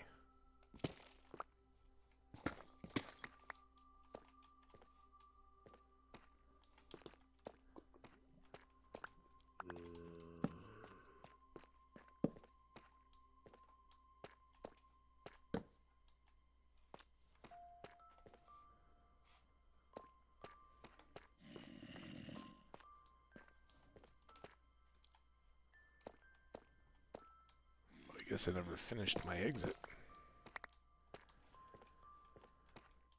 Alright then. What do we have up here?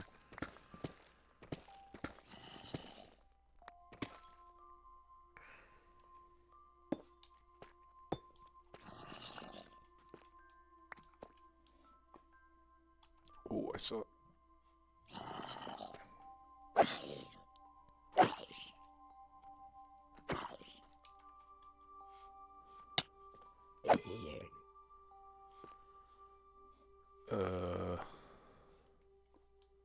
I don't really know where I ended up.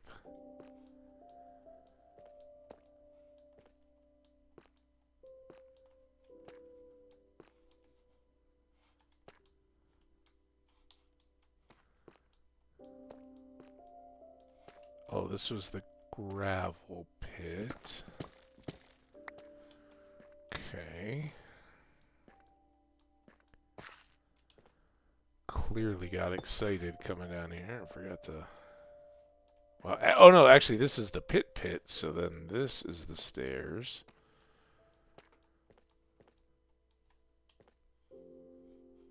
How did I manage this bold feat of skipping an entire set of otherwise important stairs. All right, that's where we were just working.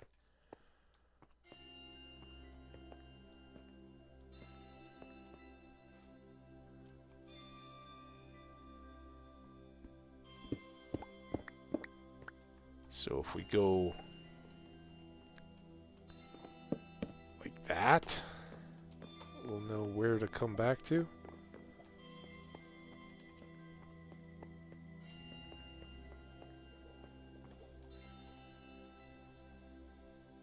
I've got room. A partial stack.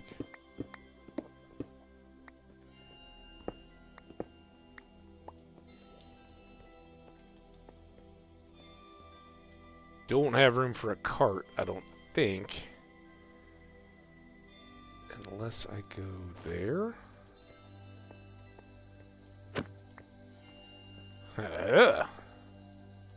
Look at me.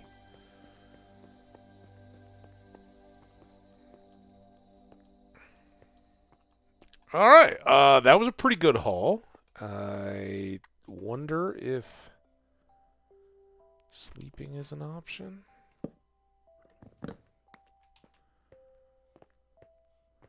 It's pretty daytimey.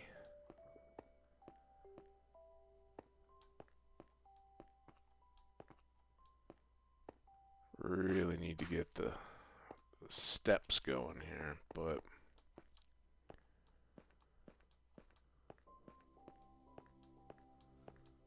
keep wondering if that isn't a little bit overkill. It's really going to depend on how the stairs work. How lucky we get with those.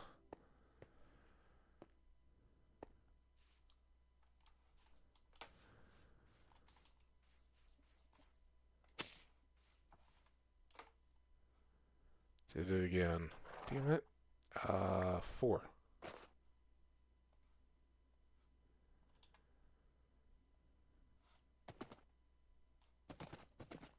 I had to look for a second there. Like, which way's home? You can tell we were in the vicinity because look at where the sugarcane grew.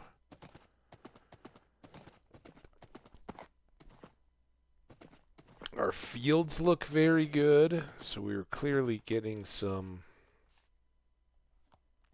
growth time. There we go. Up to our entry there, but then we're kind of coming back across the hole and this way, so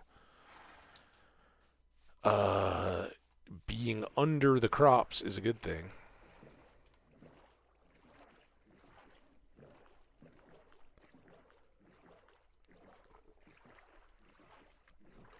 There's your water hydrate if you needed it.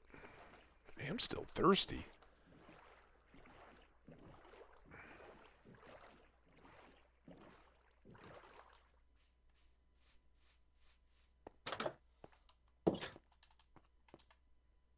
Okay.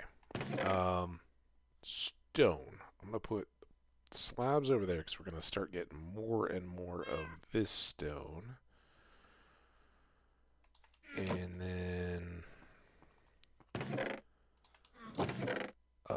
deep slate, not the cobbled, and that's regrettable because the deep slate cobble is the stuff that you can make all the bricks and stuff out of. We've now got more oak wood, so loading up there a little bit. I've got a cart. I put those in one of these two. Not sure which one. How about that one? Shouldn't have said a thing. It looks smart.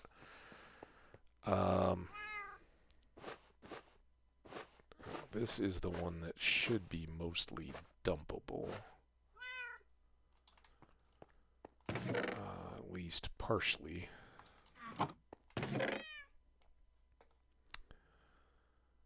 And I've got some diorite here. Everything else is an ore.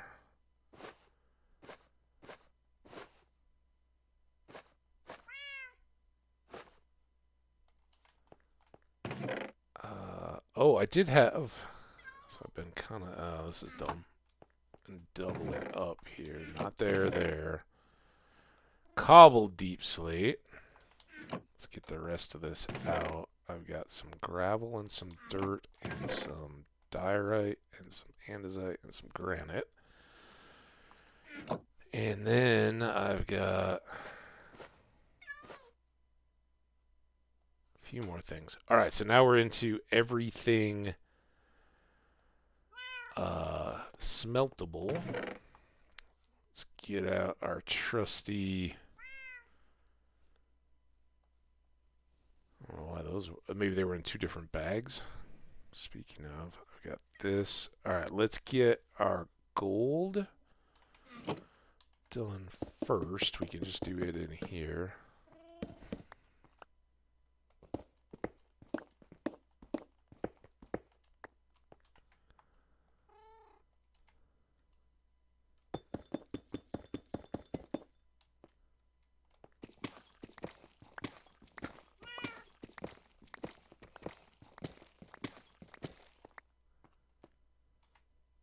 Okay.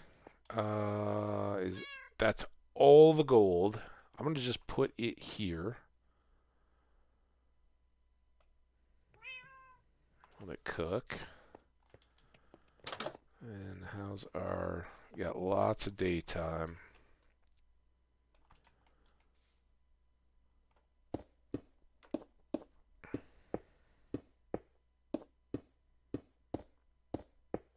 Not the most exciting. In fact, what I should do is set up a double chest for ore to be processed.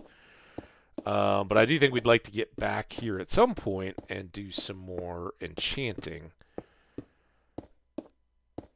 So we'll do the pillars and be cooking this iron for the little bit of experience we'll get out of it.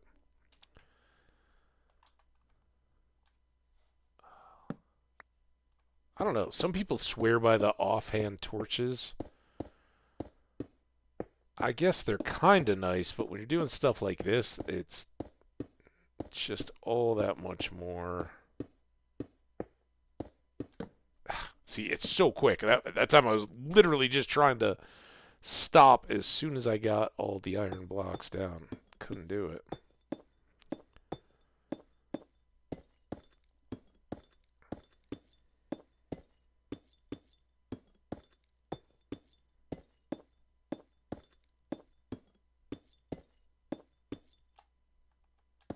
See, that made me go early. All right, so all the iron. We got a full and a almost half stack of the stone ore, and then another bunch of the deep slate.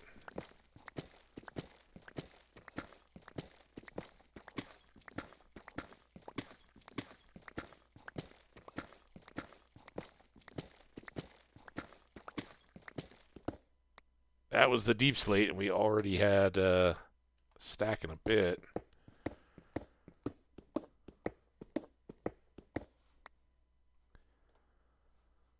Should have admired the view from the very top. So village, farm, hole is right up by those trees.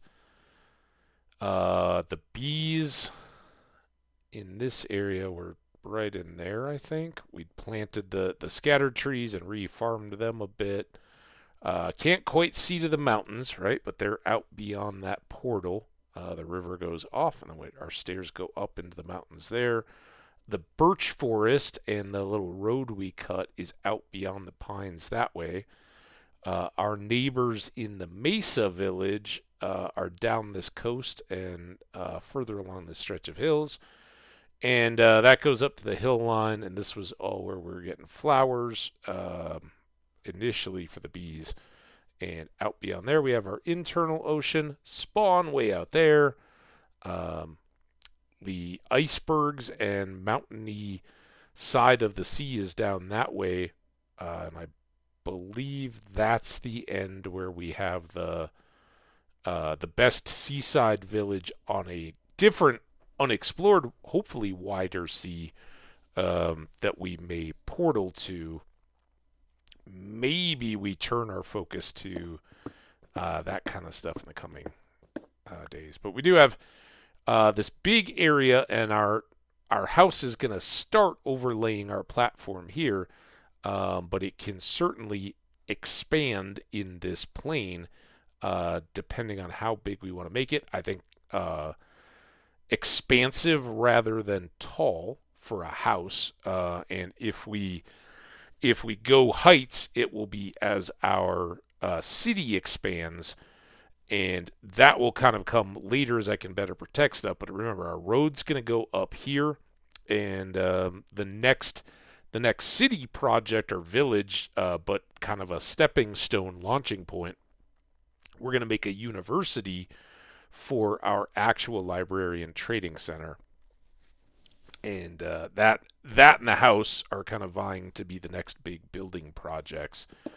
So we'll have stuff when you guys come back after breaks, or if I've been away, and we get folks that aren't here daily checking in like, oh, what have you done? It's tougher to relay like, oh, this is what all we've done. Look, we've got some new tools and armor, pointing to a big building in a cool style. Is kind of instantly, wow, you've been busy, man. This is getting a little beyond the worlds we've seen of late. So that it's just fun to build cool stuff. So there we go. We've got our iron. We got a lot of it. This is where I start to yearn for automated furnaces so that I don't have to juggle all these through. I guess we could go with more barrels.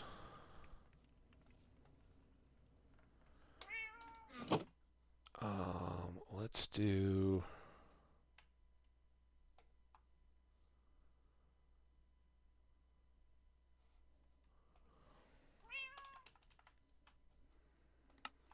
I don't think we need 13. I think 6 would be more than enough. And let's maybe do them...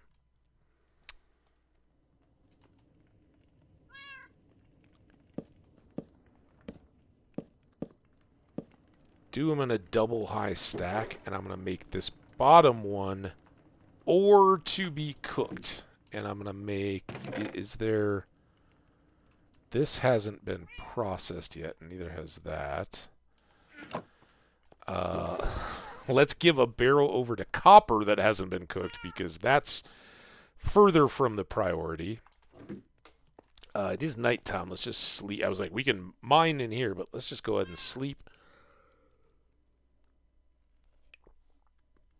By mine, I mean process the ore we already mined into ingots or orglets.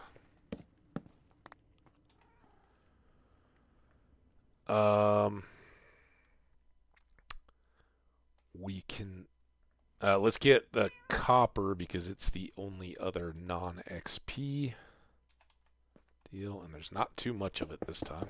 But man, you get see, I can't. That one I just wasn't thinking of it. Is that all the? Guess so. We didn't have any deep slate copper that time. All right, so those go in this bucket, and then I can start with you. Now we can probably go outside. Any hooligans, hoodlums spawned up?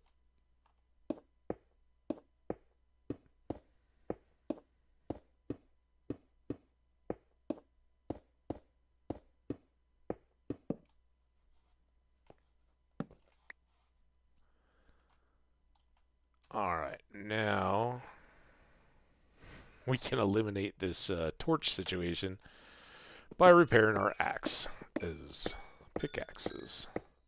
Maybe.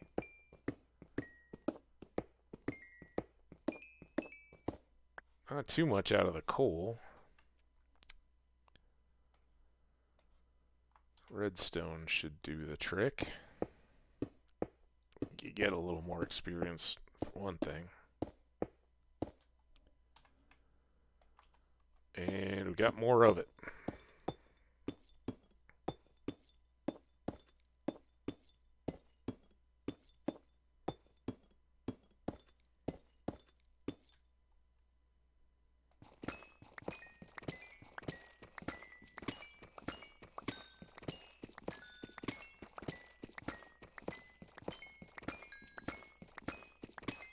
fortune pick is doing good. Come on. Oh, there we go. Silk touch. Almost got it. There, it's done. Then we have our regular axe. It's done. They go quick. All right, that. 3.5 stacks almost. And then we've got lapis. So now we're basically just grabbing all this XP for levels. And then 8 diamonds. See what this turns into.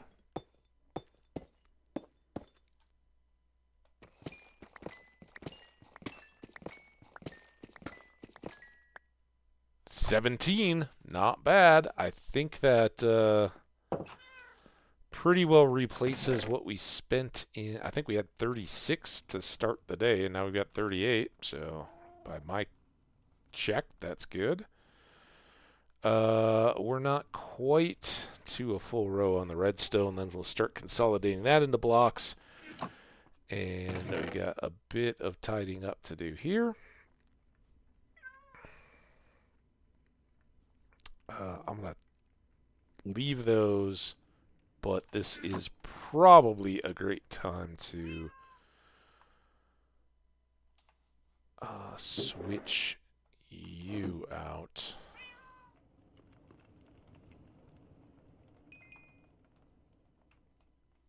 To that, because we got a lot of cooking to do.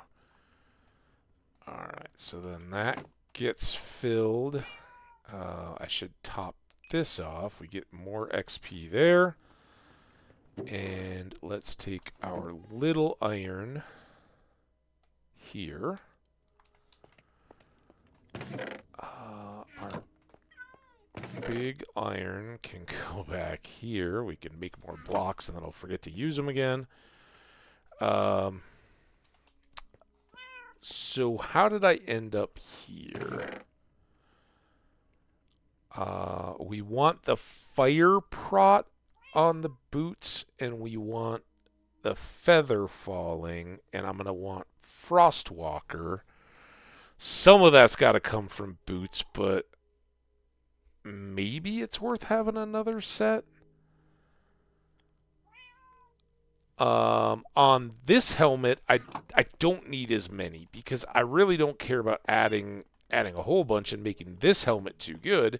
If I can get this helmet, especially with Respiration 3, I don't care about a whole lot of other stuff or even using that gold helmet anymore. It's been fundamentally fantastic to have, but I don't need that. So maybe one more pair of gold boots to try with. Otherwise, we'll make apples, and that seems to check out because we'll still have 4 apples worth. So you go into the enchanting section. 4 apples. 1, 2, 3, 4. And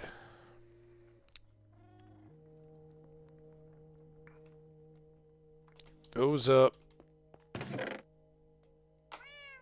Yeah, I know, apples. These I can't, well, it's not worth it right now because we're cooking other stuff. I was wondering if I could melt that down into nuggets. I've also got all of these, which I don't think I have any need for anymore. I could just strip all those of their enchantments. I could also strip this of an enchantment. Let's go ahead and do all that.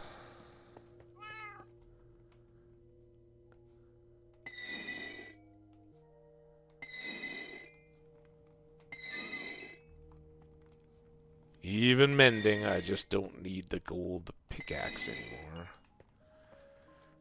And ultimately, these could all be smelted down into nuggets to make a small part of something new. We'll hang on to them until there's a storage issue. I'm not going to need the fortune pick anymore for the time being, so it can go away. Let's top off and have 4 full stacks of torches. Let's check in here. Good progress. Much faster progress there. We'll go ahead and do a top off and grab.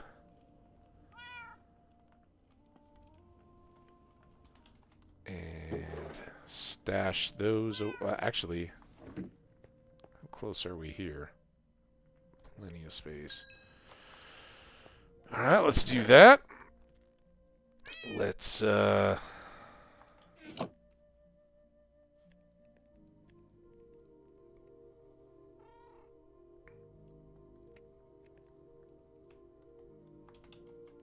do all that.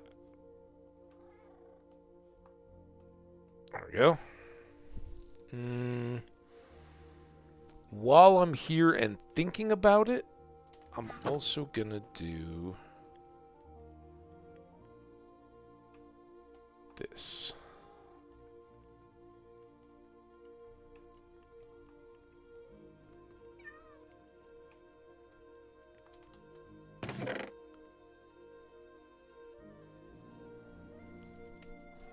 And do I have any random empty bottles? No. Okay. These are going to go to the farm so that the next time it's raining, we can tend to our bees. I was thinking about grabbing another iron sword, but I think we're going to go down in those same cave systems we were just in, keep exploring and filling up our pockets.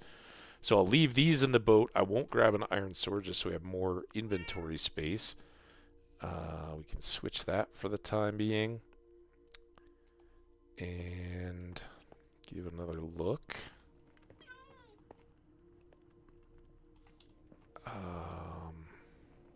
It's 42.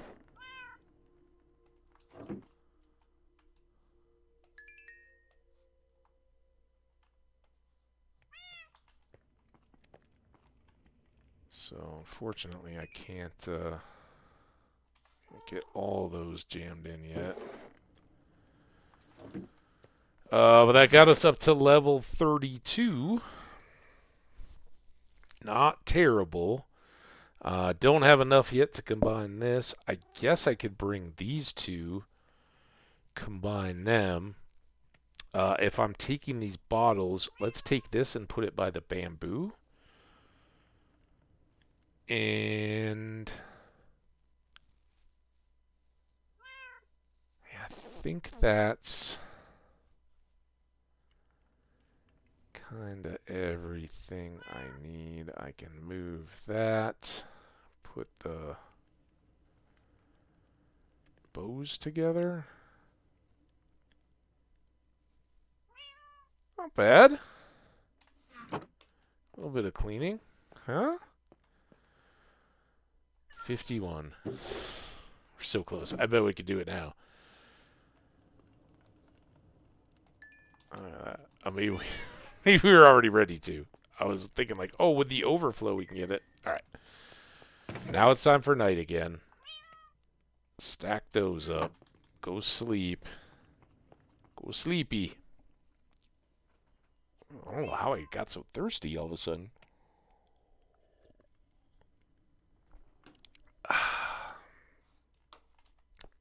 It's probably all the mouth watering I'm doing, smelling that corned beef. Alright, well, let's get back to it. You guys, as much as you love watching me sort inventory and all that, I'm sure, aren't as excited. I'm like everything. I'm like, oh, we got more of that. Good. We're one step further from having shortages. So again, not going to do it right now, but when it is raining, I'll go through and light... Oh, I should have brought those flint and steels, too. I'll go through and light the fires under all the hives and get honey, just so that we have some of that. Again, we have built all the hives we need at the moment. I've got some honeycomb, so hanging on to some bottles there will be a good thing. And then I want to Drop the sword over. I don't know why I'm going a long way around to get to the horse, but we'll do that. I was just checking here to see if I had any bottles. I don't. We left the torch there. Hopefully the sugarcane will continue its good work. Throw this here for the next bamboo harvest.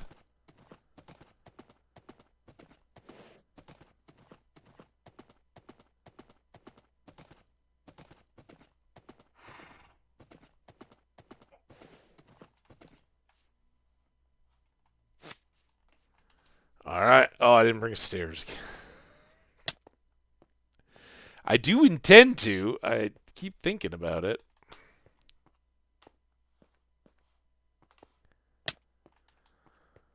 It's one of those things where if I ever came down here without you guys, I'd turn around and go back and get more, but none of us want that one. Ow. When we're heading this way.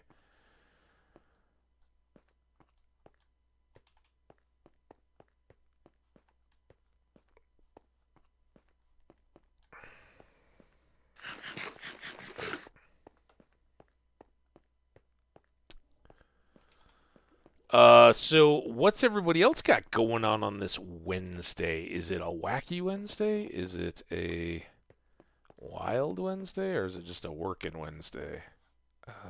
So I think I came up. Oh, it's this hole, right? That we've been working out of. My corrected stairs. I think we're gonna, well, I think what I just need to do is clear this so that the stairs are more obvious. Right. Then it won't be an issue. And then here, did we come, I think we came right up to here. I mean, there's lots of stuff to explore down here. I don't think there's too many wrong turns, but just kind of feel this was where the zombie was, right? So if I was to maybe break this through, it seems newer. Let's maybe make a trash disposal system there. Because if I have like gravel or dirt blocks or something, I don't know that they need to take up transportable inventory spots. Got some iron ore. This could be good, although not too sure. I mean, the tough looks as good as anything as an indicator that this may be a rich iron ore vein, because it's not. It doesn't just start and then start to expand. It's even in the walls here. It's patchy. So maybe let's find out. Now that we've got more iron than we know what to do with.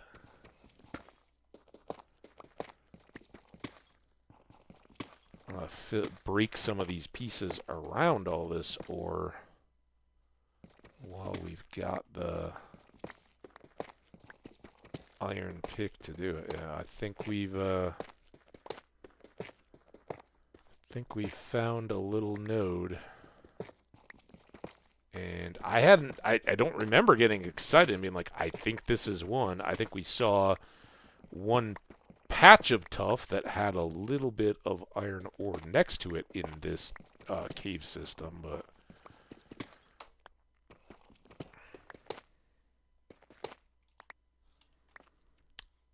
oh no, not you. This seems like we're gonna have a vein to explore, and as I've said, what I read in the wiki back when these were kind of well, when I was discovering them, and I'm sure other people were on them right away when they were introduced with the caves update.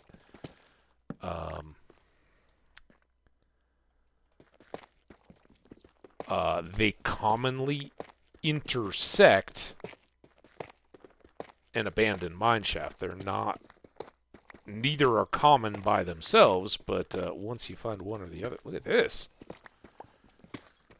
This is the bow. Just got worse. This is the best little node. All right, I want to keep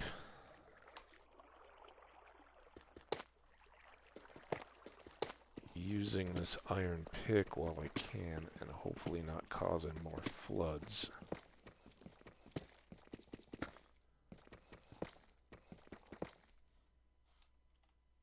So close. Maybe if I get under this stuff, won't be too bad. Eek. Hold your breath. I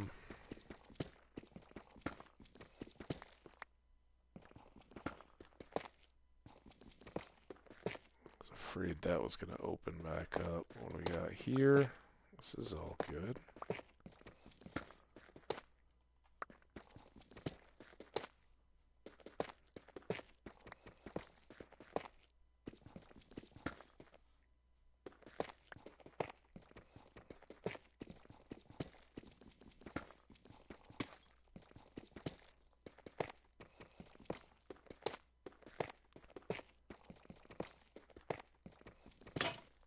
There we go. All right, now we can start getting all the goodies.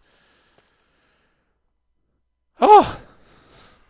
All right, well, it sounds most expedient to, expedient to, oh, look at that, didn't even flood, to go ahead and grab this stuff that I can see now. Now we can switch back to iron.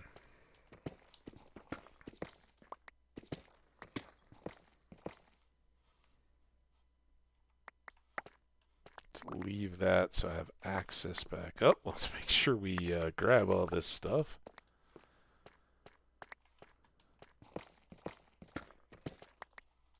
Okay. Maybe a nice torch up there. Maybe a nice step here. Alright, your turn. And again, hopefully as much at this point as the iron. Oh, excuse me.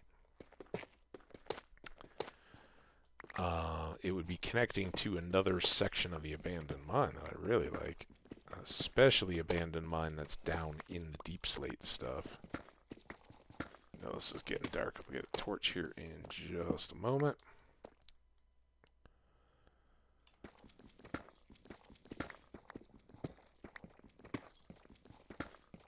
And that seems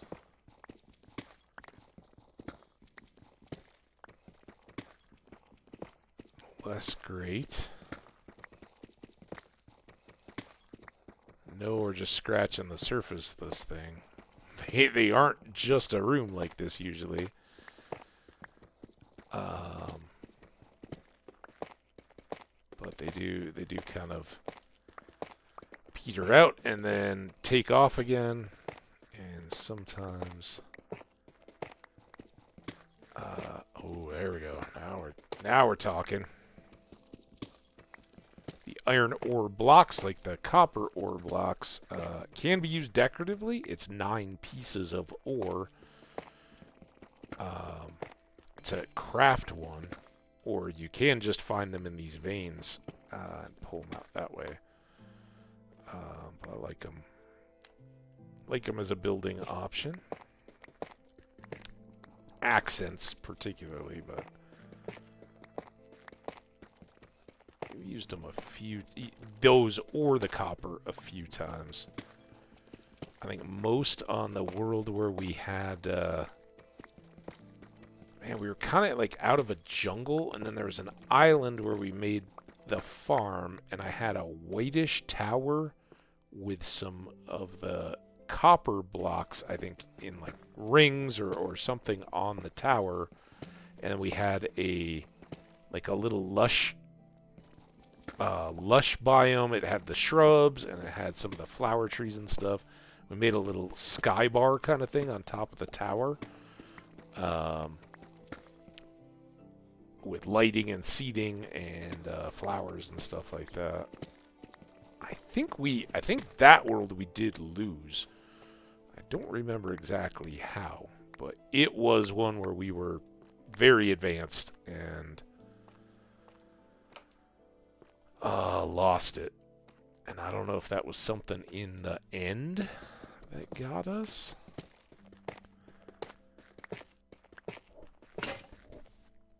Or a dragon incident. Alright. Now we're a big boy, and we don't have to,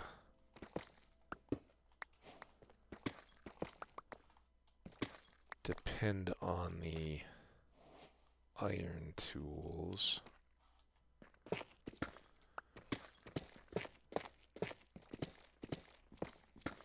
And we get to be quicker.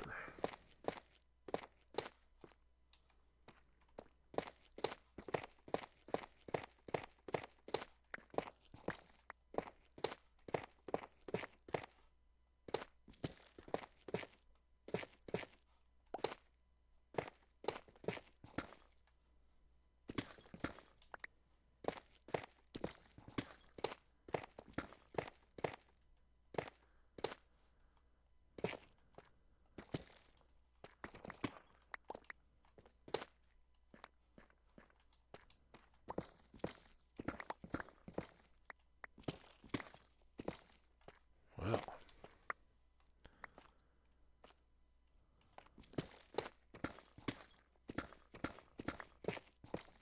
This runs into that flooded side, so I can't go too much further that way.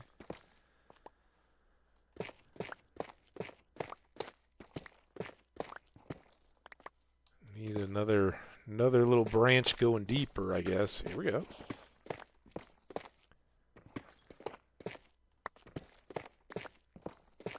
Maybe. There it is. There it was.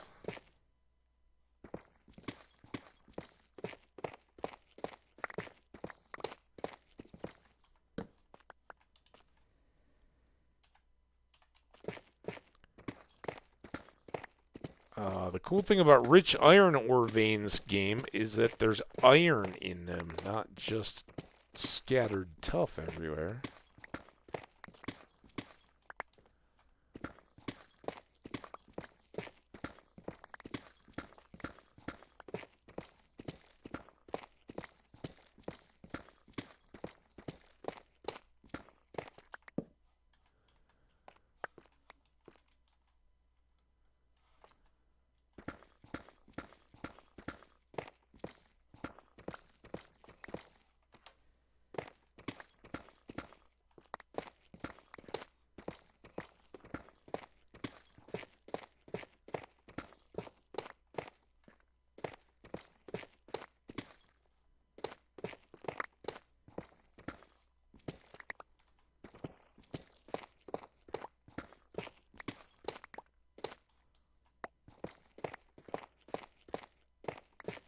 Somewhere this goes back out.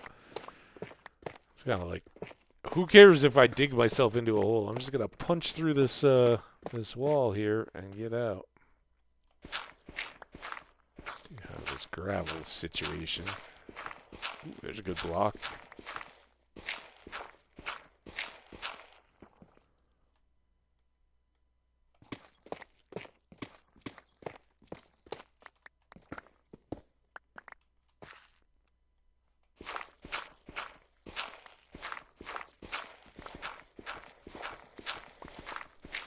That's good.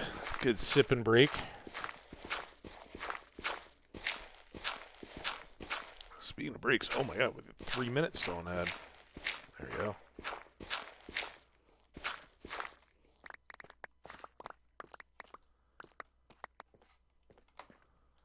Want to access there.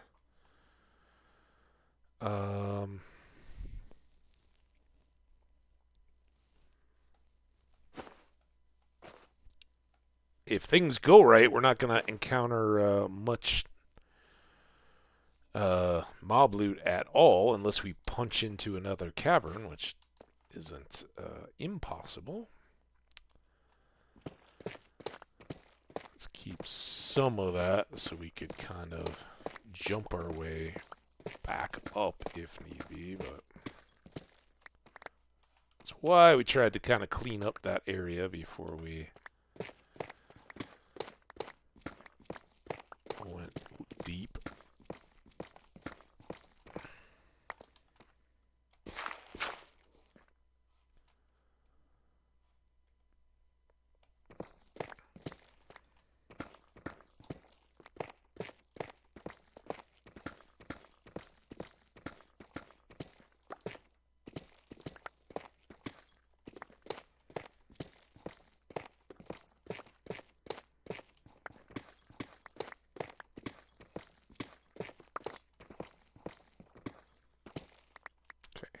Think we're back to this kind of clean section, so let's prepare to go down through all this stuff. A little more light, maybe pop this and go here.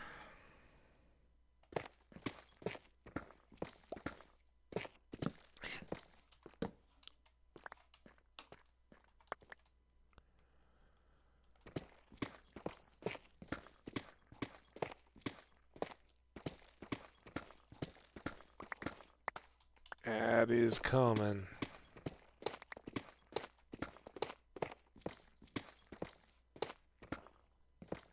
Come on.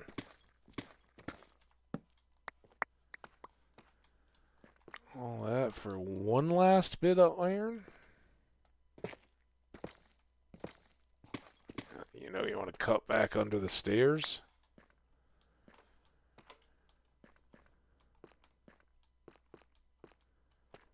That I'm very worried is going to be the flooded out section. But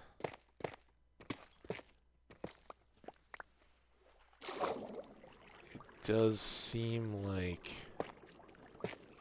Oh, that was dumb. I'm going to be all tempted to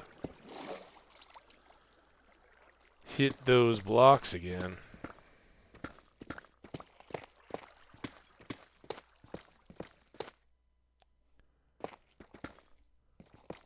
Alright, we got the ad going. Can't stop.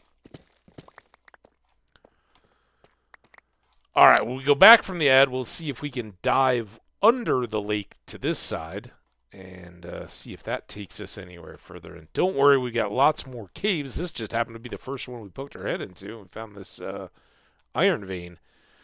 Not bad. Another 52 bits of deep slate iron ore. And we also got some diamonds, some iron blocks, and some redstone. So, good little start. I will be right back with you.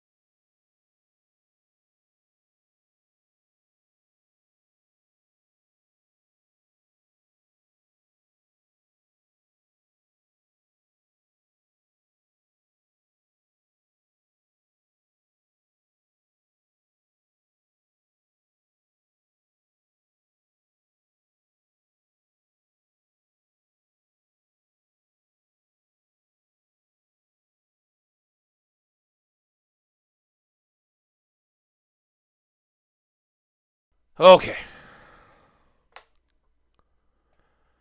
We're back.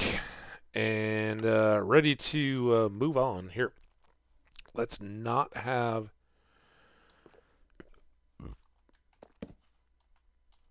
that torch right here. Now, I got to remember where I... Maybe we'll just leave those. Let's see what this does. There you go. Is that going to be a flood? Not yet.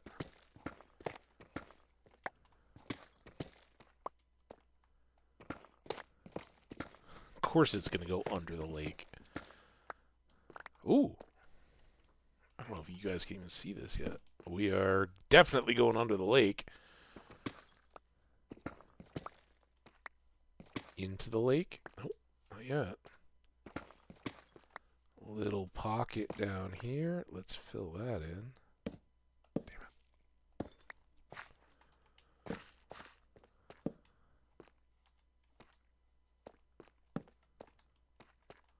It seemed too drippy. Ooh, oh, I thought that was a diamond. I got faked out. This is interesting, though. This goes back under where we were. Now we're under the lake. Damn it. Ah!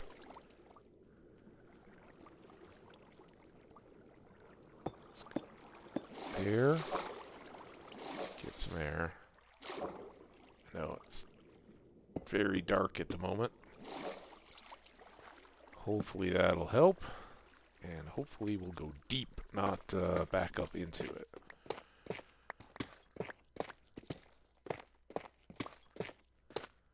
Okay, well there's our little loop.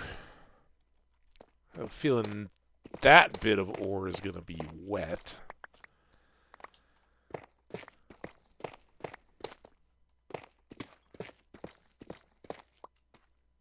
And the deeper these things lead us, the more likely there are diamonds mixed in. So let's face it. That's the real... Oh, oh. Okay, careful. That's the real prize. This is gonna be... Oops. Oops. Guess we're shoveling.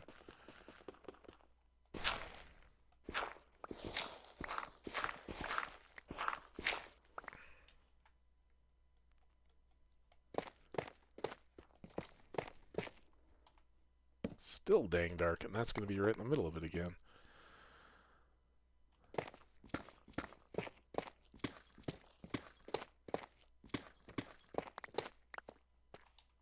Yeah, I was worried. We gotta do that. This doesn't help us.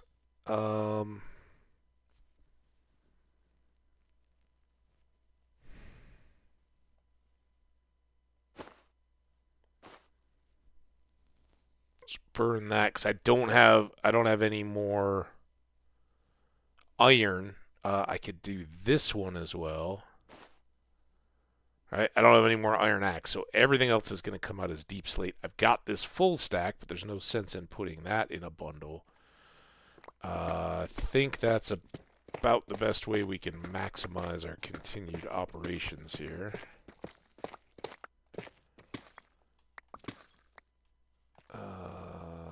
Nope. But let's keep checking.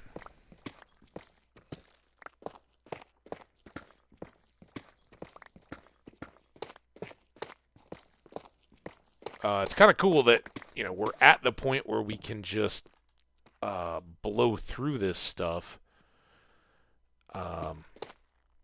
It's not quite the game changer it would have been earlier if we got iron, but we, you know, we haven't even really need to exploit the mountain near us, which I thought was going to be a deal. About the only thing we need to prioritize getting back to there for is the emeralds we might find. And of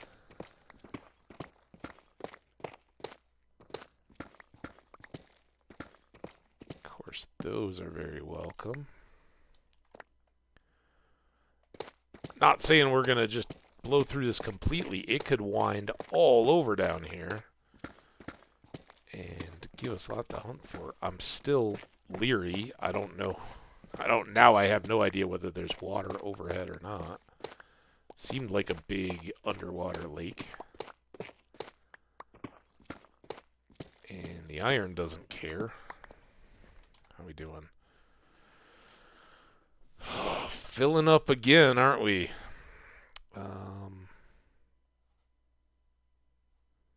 26 more tough. We could get more iron, but we're dangerously full on kind of both of these, really. I don't think, you know, if we grab that stuff, I don't think it's going to keep going too much longer.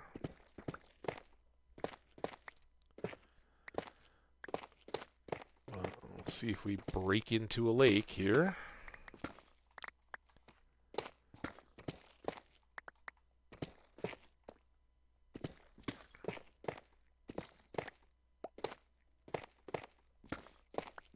I mean, it seems like this is sporadic enough that it could be iron, but I don't see the iron anymore. It's just scattered tough everywhere.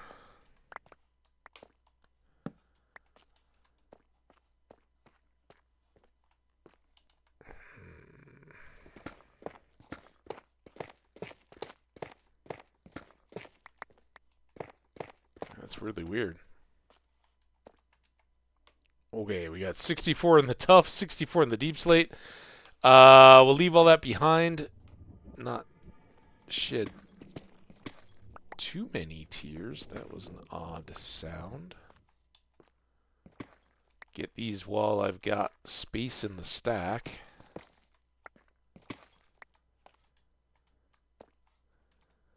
Don't have room for you. That's how we get out. Was there anything else obvious in this little cave? No, there was just that lichen that I thought was a diamond, but wasn't.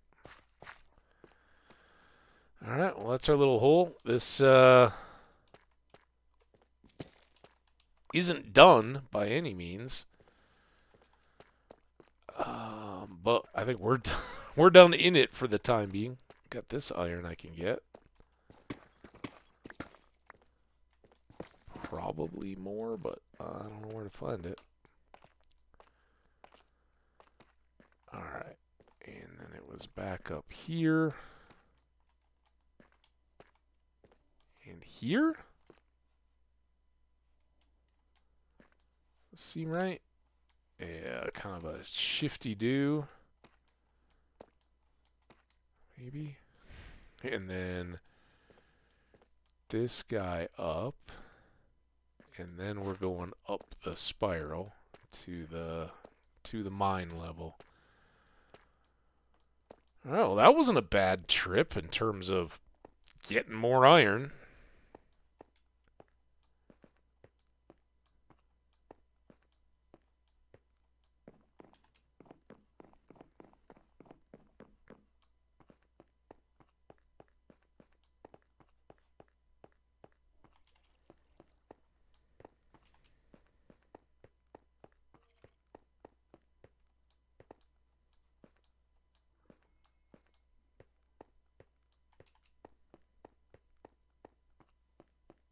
Seems like very bright daylight up above.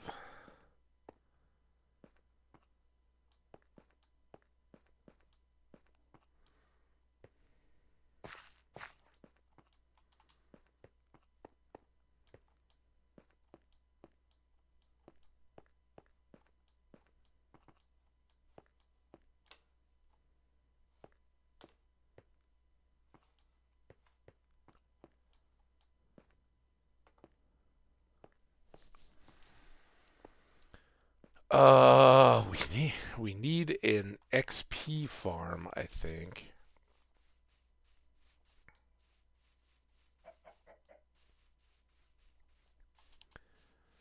It'd be really nice to have one in sort of the vicinity of the farm here. I left my horse, didn't I? Damn it. I'm gonna want it next time.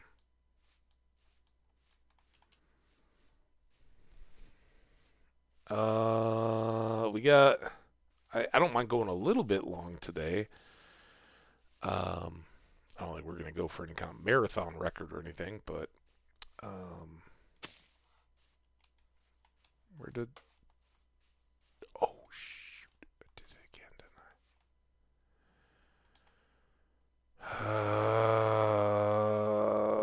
I? I'm desperate. What can I? Nothing stackable. Oh, you know what I could do? Here, watch this. Horse, how would you like to have a little drink? Oh, I don't really want that. A little drinking water spot. Huh? Yeah, check this out. There you go. Now, when you're thirsty, you can have a drink. I don't want to get that dirt block, so I'm going to do that. And then that. And now we're back in business. There's always a solution, right?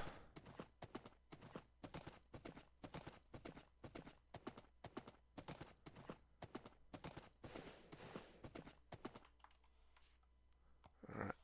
Oh no, it's bedtime for horses too. Alright, so now we... Oh, I put it... I think it'll come back out. Last in, first out?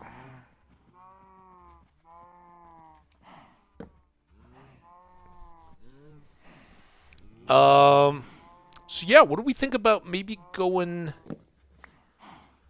for a quick well, who knows about quick, but I was thinking we might take the boat back to the birch forest where we kind of cut the road in. Remember, there's a village over there. I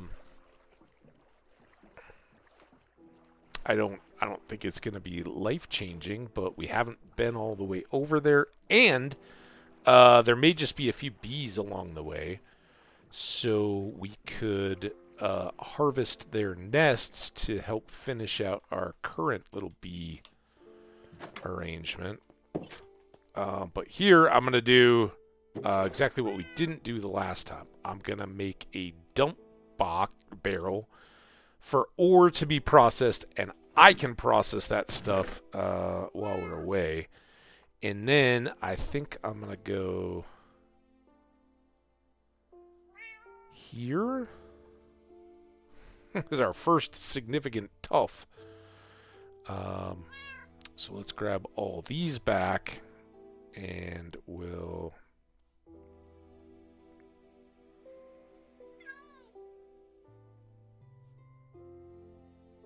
set up our tuff. And then here we'll go cobbled up top,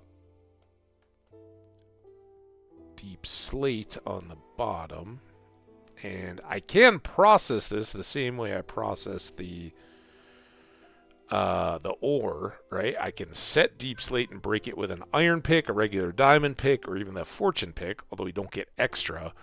But we could break these and get more cobble back. That I can use in the stone cutter to make bricks.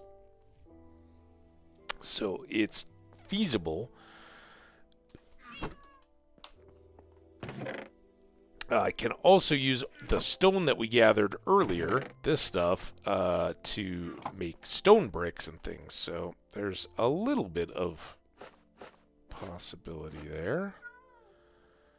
And yeah, we really loaded up on extra cobble here. But that's why I didn't want to waste it. Now, up here... These all, well, I'm guessing you guys want to see those processed.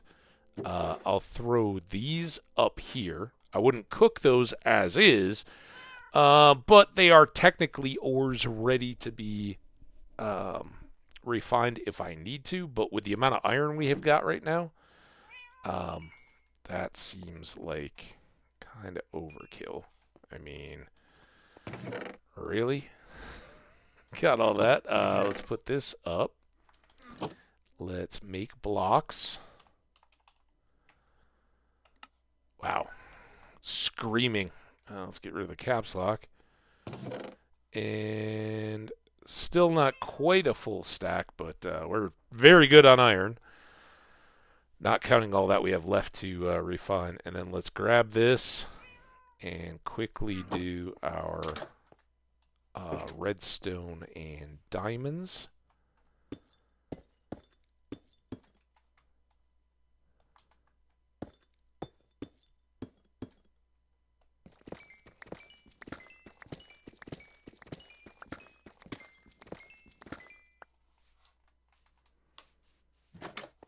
$13 more out of 5 blocks. Not a bad yield.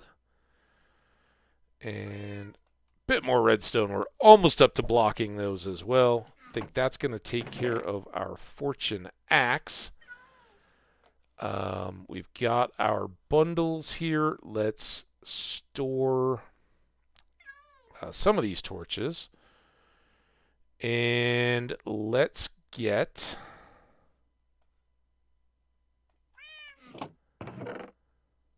a couple campfires. Dude.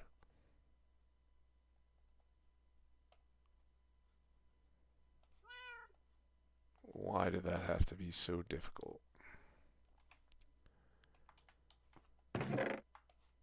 Top those off.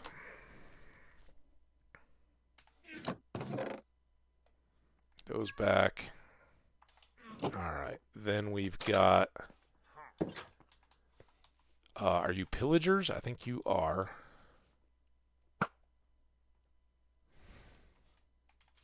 Where are the rest of you?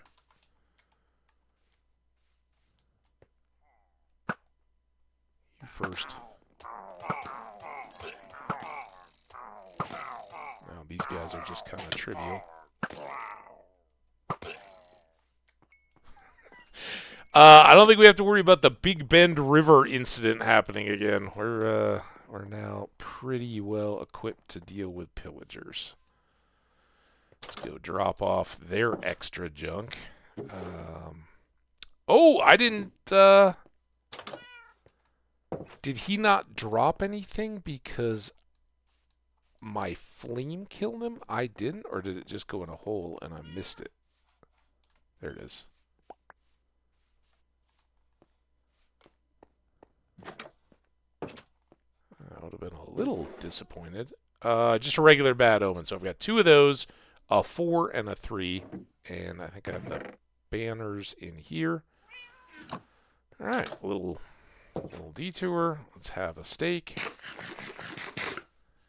Let's hop in the boat. And, yeah, we'll go check out this other village and see what's in its surrounding area and if we can snag any bees on the way. A little different. We've been underground. It's good to get some fresh air. And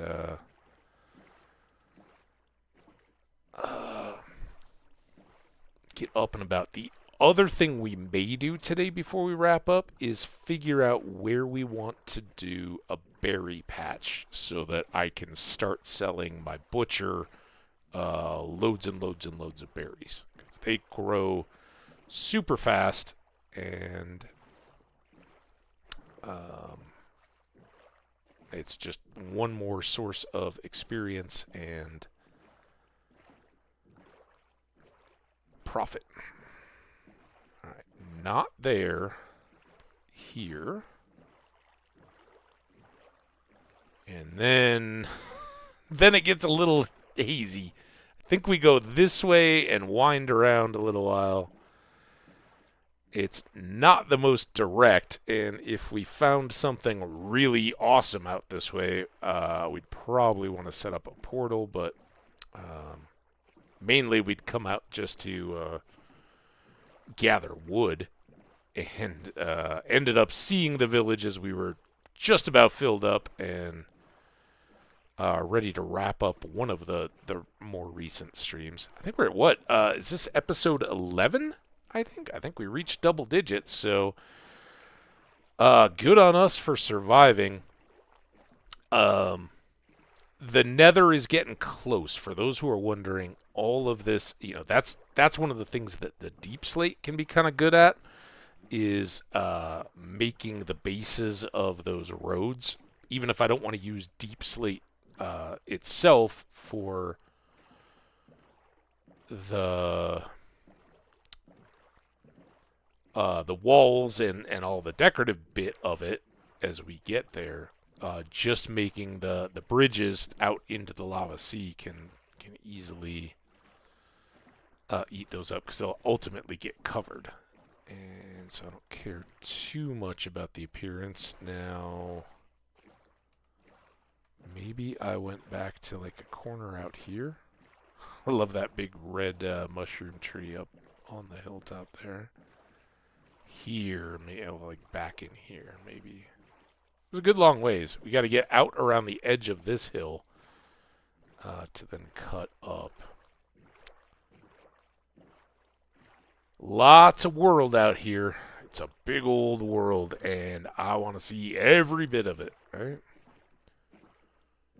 As Anakin Skywalker once famously said, I want to. Somebody said, "Oh, there's too many systems out there. Nobody's seen them all." And he's like, "I'm gonna be the first one to see them all."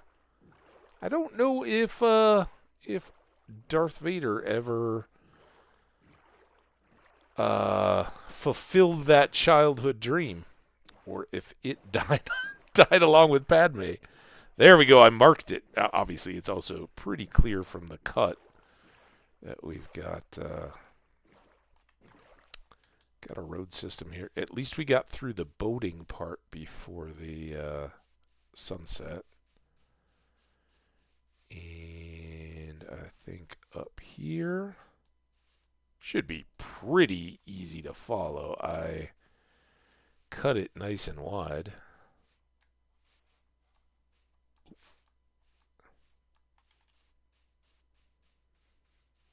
Now we're catching up to some of the detritus from our logging. We had kept going. Let's get this bed ready to go. But I think we're just about at the end. Kind of came out on this beam. There's the village. We may cut our way over just to finish this out. But let's take a look again. Yeah, I'm kind of wondering, do we... I think maybe we'll do both, but I think we'll cut down the hill and kind of directly that way. And then if we find, oh, there's stuff out that way, we'll cut there too. Fork in the road.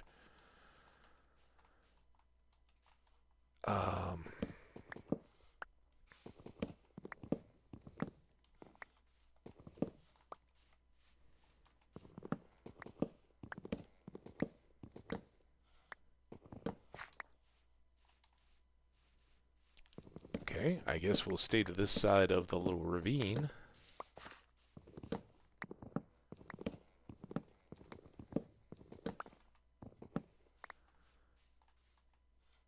Very little ravine on this end.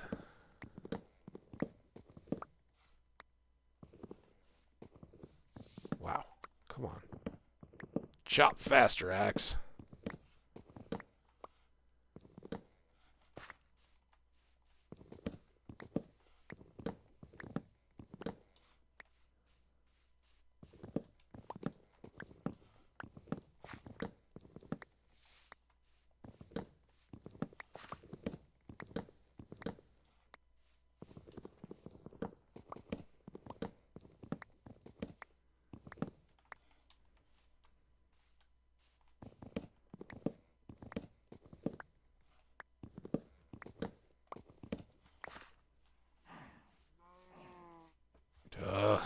I guess we'll weave this way now.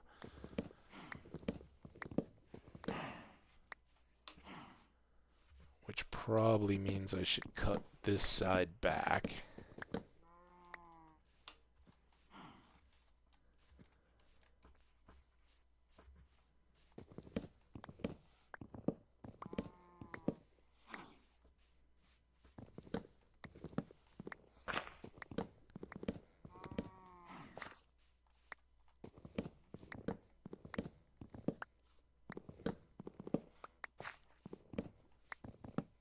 kind of like that the road goes past a few ponds and stuff. They're a little diversionary, but hey, that's the real world too, right? It's what makes for a scenic drive. And if we want to come back and pay a visit, then we'll have all these scenic lakes to go by. And despite the likely outcome that we'll ultimately die, I'm always thinking ahead that, like, yeah, just for cosmetics and all that, putting a little house, a little farmhouse or something like that here out on the edge of the lake would certainly be scenic and a fun thing to see. It's our first peony. Some leaves, because why not?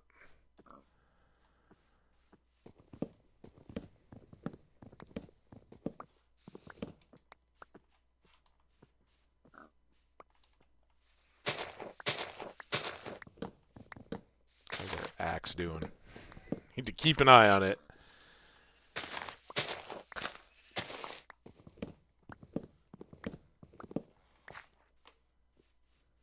Oh, river.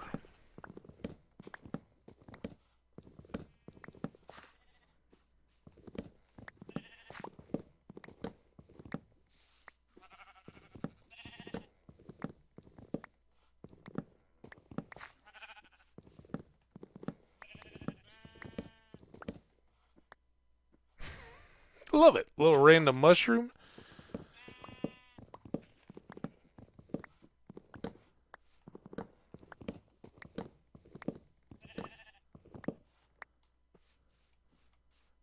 Let's get to the coast here. Oh, and look at this. Oh, I thought maybe that was on it. Maybe it is on this side of the river.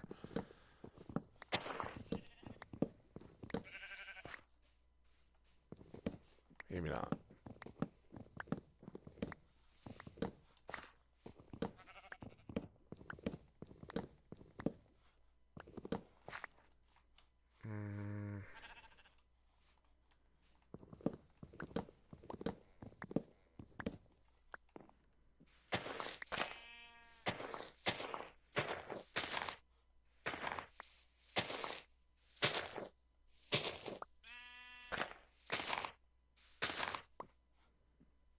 I guess we can take this stuff down too. This is what really eats up these better quality axes, but it's kind of like, I don't care, I'm going to cut all the trees next to the river. And I was like, no, I really like some trees along the river. So we'll swing it back here and have it cut in just a little bit from this this point out into the river and come up to town on this bank, and then somewhere up here we'll make a bridge.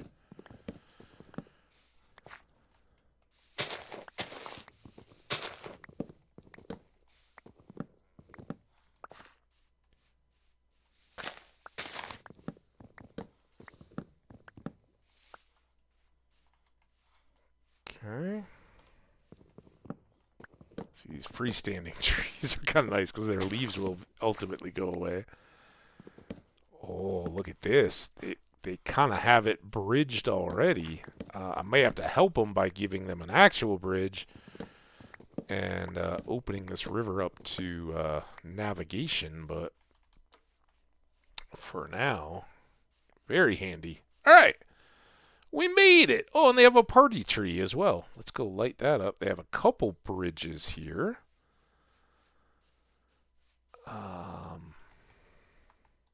Didn't see any bees yet. That's unfortunate. Alright, party tree, I dub thee. I'll even get my feet wet to finish lighting you. Lovely! All right, we are rip-rolling. How you doing, farmer? Oh, you just are a carrot guy. All right, well, that's cool. Nice to meet you. How are you doing, sir? You don't even have a job? You got a blast furnace in there. These blast furnaces don't have a profession. So they say, "Hey, Fiverr, how you doing, my friend? Believe it or not, we're back to checking villages.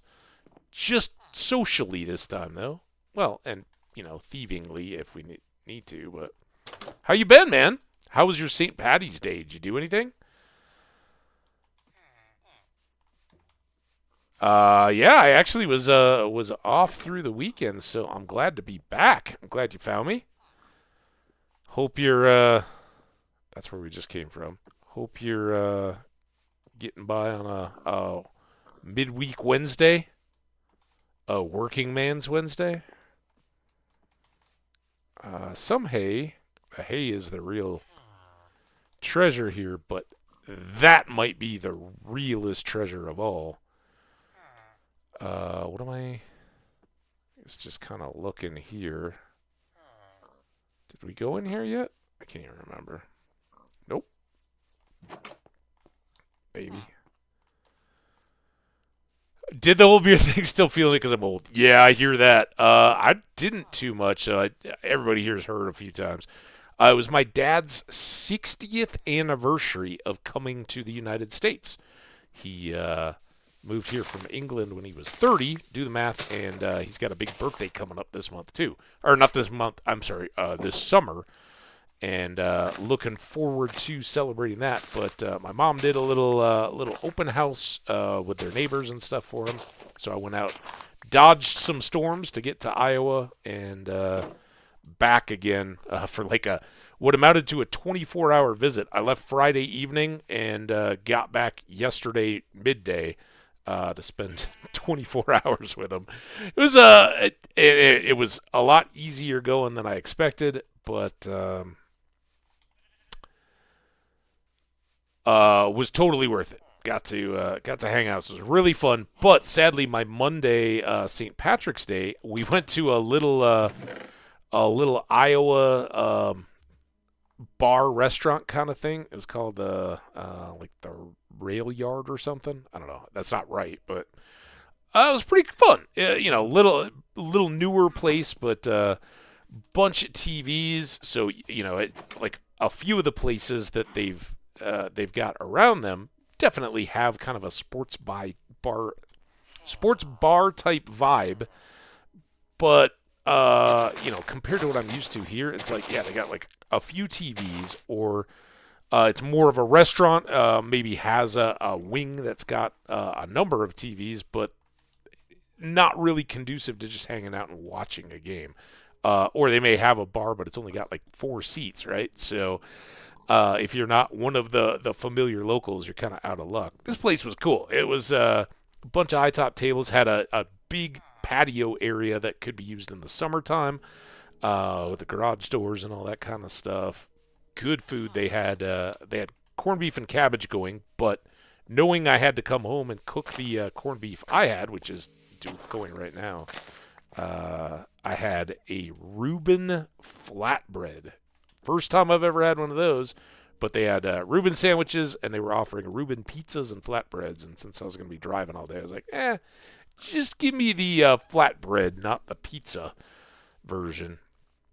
It was tasty. It was good. They kind of crushed it. So that was my St. Patty's Day, and then the hotel I stopped at in Nebraska, they do a weekday happy hour for business travelers. It was pretty dead. There weren't many people around, but I had a couple of non-green beers to mark the occasion, and wonderfully, I always brag about this place, and I haven't really talked about this again. I love this town in Nebraska. It's Ogallala, which is where I normally stop, just kind of across the border from where I-76 crosses into Nebraska.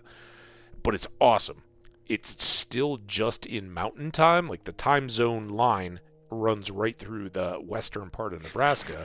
So it's still on my local time. And because they're in western Nebraska, the the hotel or their cable package or whatever has all my local Denver news channels. They have the over-the-air place for the sports, and they also have what I don't even pay for because I'm cheap, but Altitude, which is like the cable hockey and basketball channel. They have that too in their hotel package. So when I was on my way out, there was an Avs and Nugget game going at the same time. I got to bounce back and forth, and on St. Patty's Day, the Nuggets were playing, and got to watch that. So great little stopover place. It's Ogallala itself is pretty unremarkable. There's not a lot going on, except for it's the access to Lake McConaughey. Oh, God, I got to go. I'm, like, looking. I was like, yeah, I've got a boat in my boat. My boat is on the other side of the road, or the road section. Ooh, there are pillagers up there. I hadn't noticed that yet, I don't think. If I did, I forgot. Okay. Yeah, from my dad? Yep. It names something like that. The yard, the field, the rail spike, the old man. Yeah, they've got a actual rail line going out behind them. Maybe it was like the station. No idea. It was cool though. Sorry, I can't give them a better shout out. I think I need to do a little bit better here before we go back to the boat. Yeah, and very, very local, right? And I hate it here. Everything feels like a chain, right? You get a different version of the same stuff everywhere you go. So this mixed that up a little bit. Love it.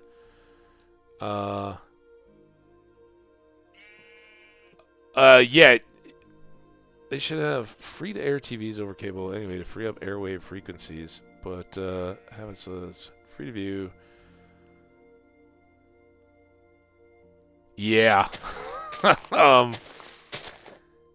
At least they carry our locals these days. We've had a lot of issues with that. In terms of what the cable or satellite channels will provide, because they want to maximize their money. All right, I think we're on the lake shore here.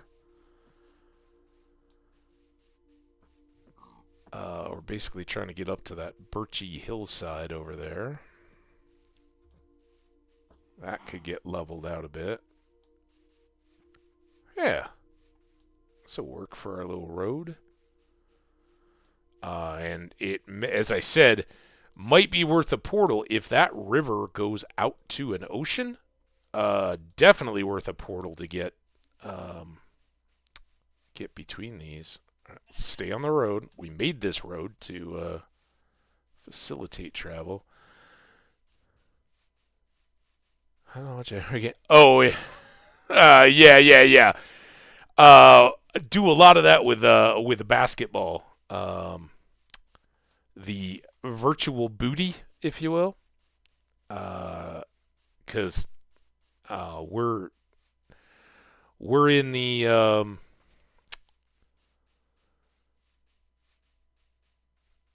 we used to be in the Pac-12, which was awful for college sports because they were all on their network, and their network kind of sucked. Now we're in the Big 12, which is good because it's ESPN and Fox, but it's bad because if you're not the featured game on ESPN, you go to ESPN Plus, which is streaming only, so then it's not even on at bars and stuff like that. And that's when our becomes quite relevant, right? So yeah.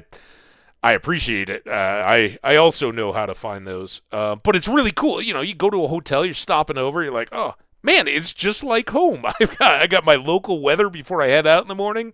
I've got all the local broadcasters and stuff for the sports. No fuss, no muss. I don't have to watch it on my phone or anything like that. So good. So yeah, I had a busy weekend, but it was awesome. I was talking about that earlier today, Five. Not so much this year. I'm becoming a bit of a homer. From high school on, I filled out brackets. I used to get into it crazy, and our basketball team was so bad that we were never in it anyway, so it was just kind of like whatever. And this year I haven't filled out a bracket. I unless the Colorado Buffaloes make the dance, I at this point I rarely bother. And again, you go in going like, all right, how many rounds are they going to make if they do make it? It's not like they're a perennial. It would be a dream if they were a Final Four prospect. So, no, I don't know. I'm not super feeling it this year. I know I will get sucked in, but we used to do the bracket pools and all that kind of stuff, and I don't know. I enjoy it, but it just I don't know. It's fun. Oh yeah, and it's one of the cool things in sports. Frankly, I am much more right now. I'm getting ramped up for the hockey playoffs. The Nuggets are doing well. Both are active tonight in kind of fun sounding games. So I'm excited. Wow, hi Squid. Excited to see all that. All right, let's. Are you stuffing me? I brought that hay bale thing, and then I didn't even do it. Let's make a birch boat. So I'm gonna need extra birch.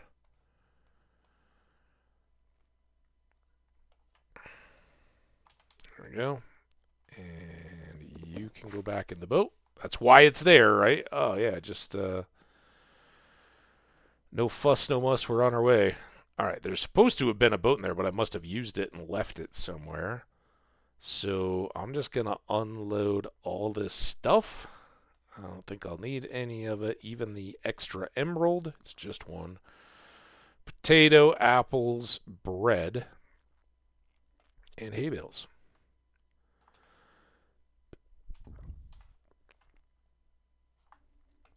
Finally, I actually have it when I need it. Let's also do, don't need to do that. Maybe I'll mark the coordinates of the village where we set out in the boat. If we go out into an ocean and if it's so big that we end up having to wrap up, I might forget my way back. I'd like to get the coordinates in the log before we go exploring. And this may end up being total bust, nothing, but Avs, Colorado Avalanche is my team. So they got the Leafs tonight, and it's always good for me to see a good Toronto, a strong Toronto. Takes me back to when I was working in Canada, and got to be there during the playoffs when both the Avs and the Leafs advanced out of the first round, and I was working. Knew like three people from the office in. I know it. You've been. I know you've mentioned it on your stream. It starts with an M, I think, north of Toronto, suburb kind of area. Anyway, it doesn't matter. We had an office up there, and I was basically filling in for three field office tech guys, and they were going to the sales offices in like Calgary and Edmonton, I think, and they were going to basically rebuild servers or install stuff in the IT closets of the sales offices. So nobody else there was going to be able to do it. They didn't get out there, and while they were out there, they were basically doing the desktop IT stuff for all of the. God, here's the rain I need for my bees. All right, let's not forget to do this. So F3, grab that. We really haven't recorded many numbers yet. So this is gonna. What are we gonna call this? This is Birch Road Village.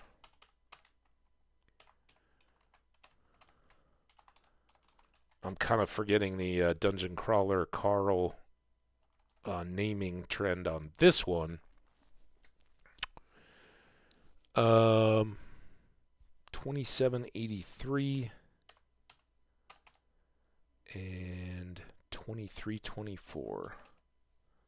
So not super convenient to home, but accessible by boat, right, through the river. Not, it was easily within a day boat trip to get over here. So not bad there. Let's get rid of that. Now I should hopefully be able to find my way back here if we get really lost. And we're drawn by what looks like opening to a seascape. And hoping that somehow this doesn't loop back to anything closer to home. Although, maybe this backs up pretty close to the Mesa village, which was down that way. But we don't know how wide this coast is or anything. I'm going this way because all this is new. I wanted to say Mississauga, but I don't know if that's close enough. Here, hold on. Check, because I know you of all people would actually know this.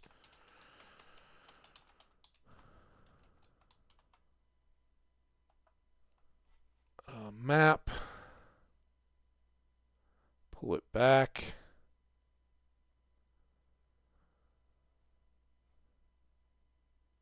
Canada's Wonderland.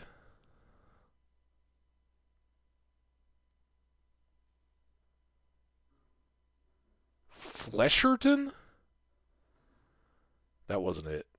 God, it wasn't that. We certainly weren't as far up as Georgian Bay.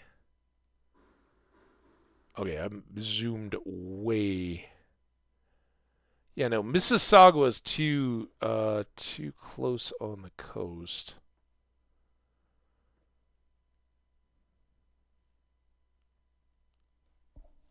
There's a Bloomington. Hey, that's where I grew up in Minnesota. I know there's Bloomington, Illinois, or Bloomington, Indiana, and Bloomington, Minnesota. That's where I grew up. I wonder if I'm just zooming out too quick all the time. I'll know it as soon as I see it.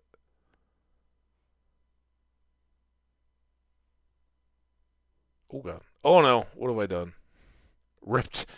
Reptilia Vaughn. Vaughn? It's not Vaughn. There's the airport. I think it was closer to downtown. Markham. There it is. Markham was where our office and everything was. Yeah, they had like some little festival in Markham. So I like went to some little like restaurant.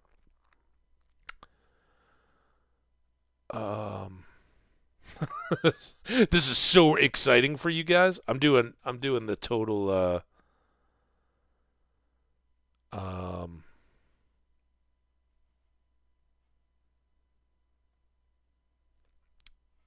the total. What do we got? We got a message? Is that what's? You're all caught up.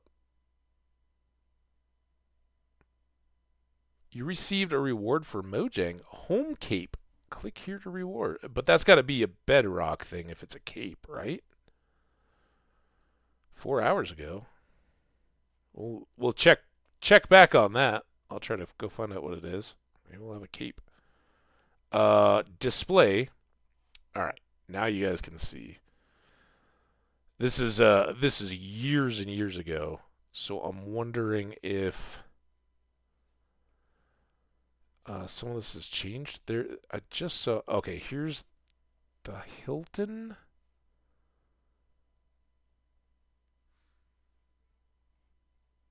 I don't know.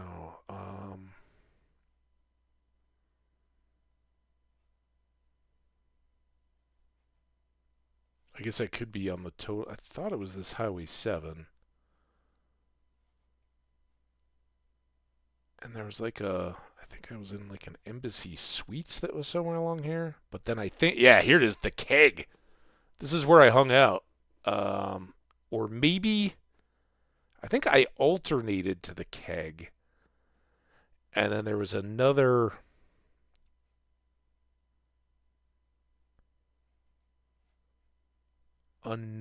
bar. Because that was kind of, that might have been the one though. But there were like a couple little places that I would stop over here. Um, and I had like, it was almost a month. It was like 3 weeks to a month, and so I like totally got to know. I was like the regular. Maybe it was this one. They probably all changed hands. But I'd come over here and have dinner and hang out. The hotel was back on the other side of the freeway under this underpass, and then the office was like by a little regional airport. And I don't remember. I don't know if that would show up. It was like little planes, but the guy that was the boss of the team there, he wasn't my boss, but I was kind of transferred under him and working under him as we were there. Cool guy. But his office looked out at this like on ground level, and they're like literally planes taxiing around. I was like, man, I would never get anything done in your office. That's too distracting. Cool, very cool. But anyway, that was it. Anyway, there was some like festival then because I knew all these bar people, and they're like, oh yeah, if you're coming in this day, don't come to the bar. There's like a little town festival, and it was somewhere probably in this downtown area, I guess, because I was like back through here. But they're like, yeah, come to downtown, whatever this day is. That's where like all the staff's gonna go hang out, and it's just a carnival. There's live music and all that kind of stuff. So they totally tipped me to it. I didn't. Obviously, I was like specifically looking to hang out with the bar people, but I never even saw them. It was a big old crowd and food vendors and all that kind of stuff. Very cool experience. That's my Canada uh, residency time. All right, I'll come back to Twitch now, and let's get rid of this so you guys can see me again.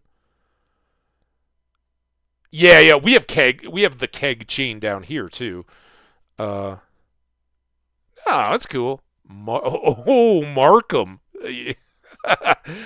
Got the 404 there. Is that the highway? I don't remember if you were in that area. I think you've done like that's kind of why I threw it up like that because I enjoy when your stream goes all rogue. Um, yeah, no, I Mississauga came to mind, and I knew that wasn't right, but I couldn't come up with Markham. Um, yeah, it was a ton of fun.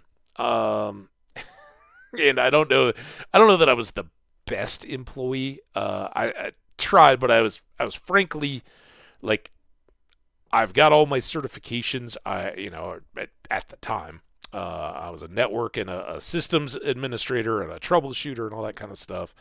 And they had basic tickets to work through and all that, but they were basically like, "Oh yeah, while you're here, just reorder all these data drive time. The like they had a tape backup system, and they're like, yeah, while you're here and we're out doing all this other stuff, just reset all the timings for when all these backups run and basically build it." I'm like, dude, I built like some desktops and stuff. I know how to get all the patches and software in. I don't know anything about setting up storage arrays. Uh, I think they were kind of like, dude, man, you're asking us a lot of questions. I'm like, well, you want me to get this done? So, but it was the people were great. It was a cool experience. I learned a ton in that, and the only real sad part was it wasn't too much after that when the mid aughts economic downturn kind of happened, and our company was in the process. What led to getting acquired There were lots of layoffs and that kind of stuff. And while I kind of dodged around, and people were like, "Yeah, we're gonna move you here. We want to keep you around and all that kind of stuff." But the more and more layoffs that came, once they've kind of moved you, like, okay, well, we got a spot here. You think you'd be a good fit, and you can move up, and that was great. Another 18 months of employment at that company, and more skills, and it was a promotion. But then I'm the bottom guy on the totem pole. So the next time they're like, yeah, now that department's gonna have layoffs. It was like, okay, well, give the chef's kiss to me because I'm the new guy and the bottom guy on the totem pole. Everybody else, the managers and all that are going to protect their long-term people. So eventually I was out, and hey, that's part of life in business, and it was an opportunity for me to grow and move, and I don't regret anything I went across, but it's fun. Uh,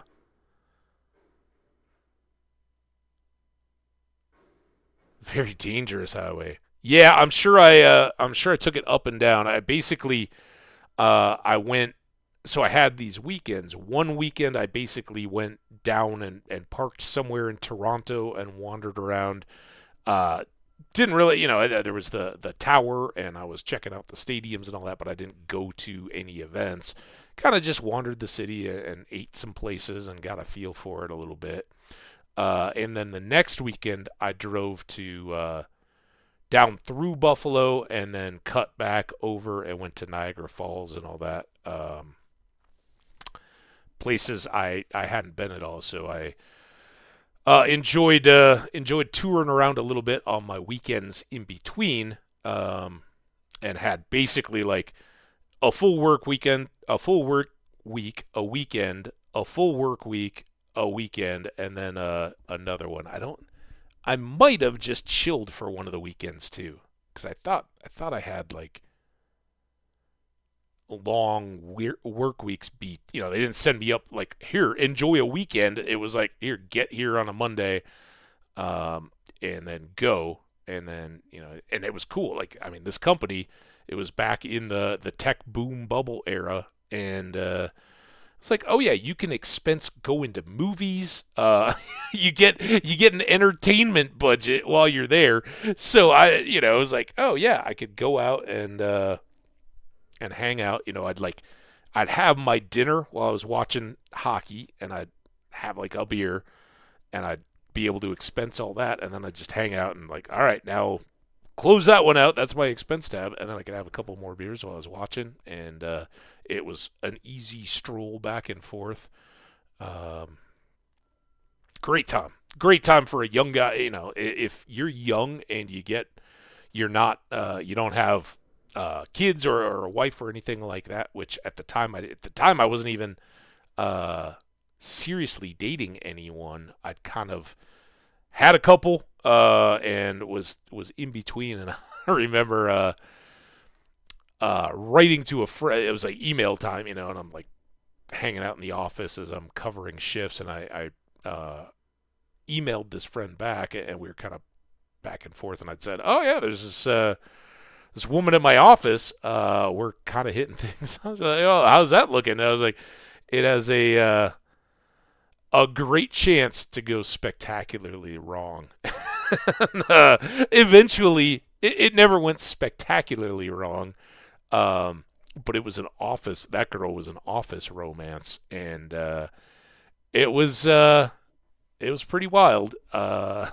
We were, they always talk about how like sexual harassment training actually facilitates more like hookups especially with young people in offices. You go in there, you're not that far out of school, and you're all sat down, and they're like, all right, now, we can't tell you that you can't have a relationship, but here's how it becomes exploitive, and here's what you have to do to report stuff. And yeah, we had just kind of sort of hooked up. I mean, we weren't like hooking up at a a work party, but we kind of like had the mutual, yeah, we're gonna see where this goes type hookup at an office barbecue.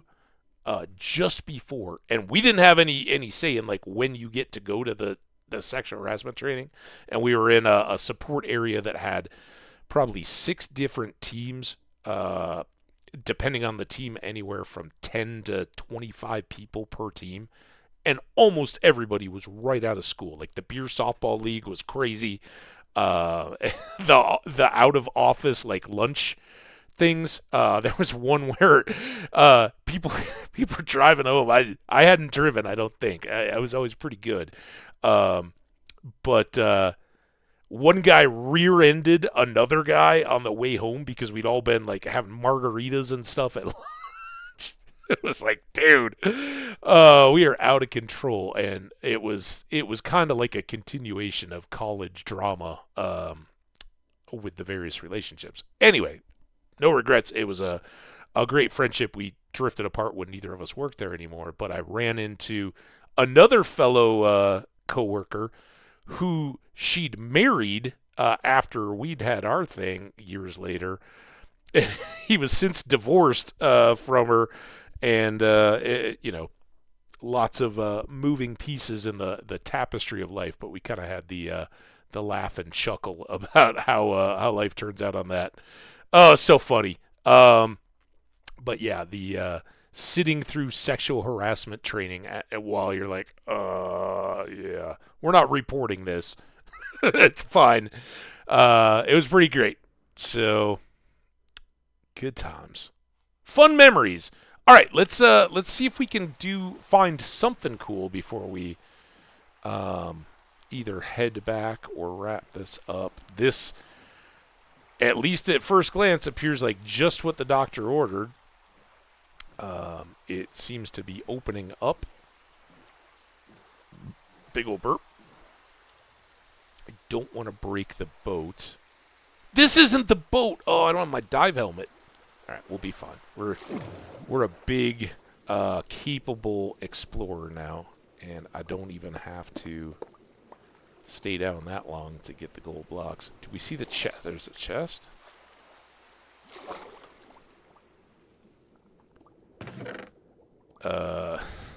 Not exactly what I need. But let's take all the stuffs, and then I will put the stair back. I know there's another, like, slab. All right, I'm getting there. Sheesh. Gonna hold my breath longer than that. Hey, look! It's a game we play. Man, I am having so much fun. This world has finally gotten us to a little bit of survivability, and we're not invulnerable yet. We're still missing a totem, right? That's another layer of security.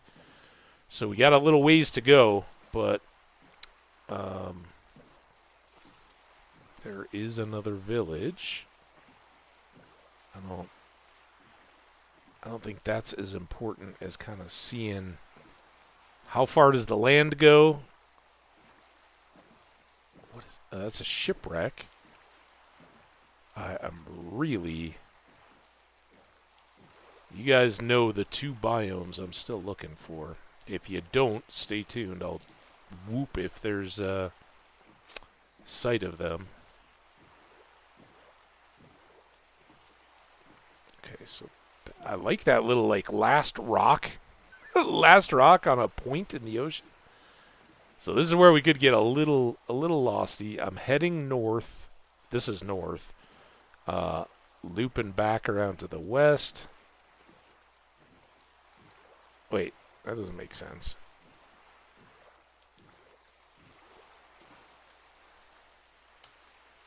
I'm heading south. I had south and north flipped in my mind.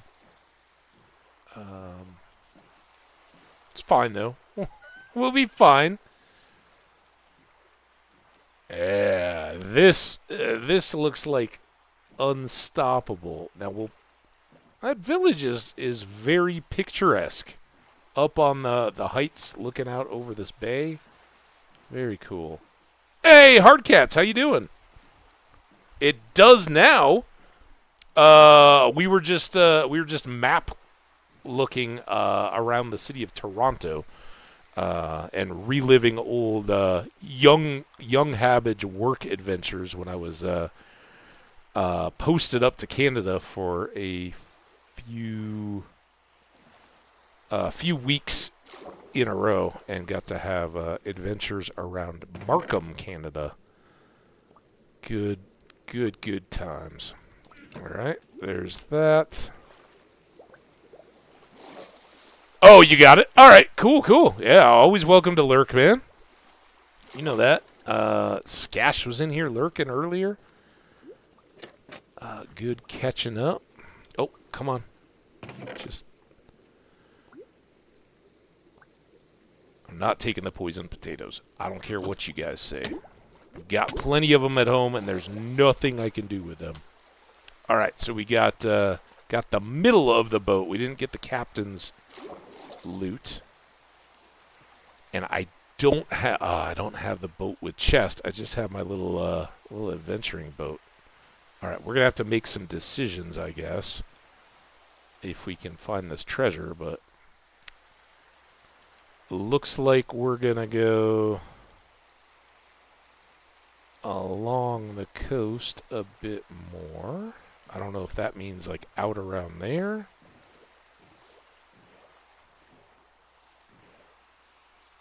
Wait. Yeah, I want to go west. I'm still too far north. Oh, London, Ontario. Yeah, that's close, right? Close there in the Lakes region. Yeah, I haven't had nearly as many Canada adventures as I would like. When I was a little kid growing up in Minnesota, we'd occasionally, like, trips, school trips and stuff would sometimes get up to Thunder Bay, and they had some skiing, I think, or somewhere around there.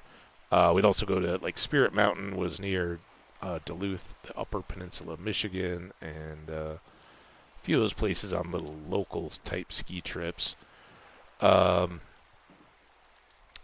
I went to Winnipeg as a child with my parents, and all I remember about that is I got an ear infection and had to, like, gave me some medicine, and it basically, like, zonked me so that I was, like, out cold most of the trip that we were up there. They'd take me to restaurants. I'd keep falling asleep.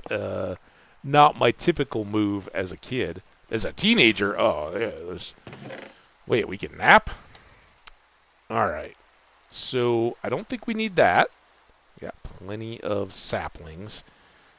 We'll take that, if nothing else, for the experience. And then I've already got iron, so we'll take those.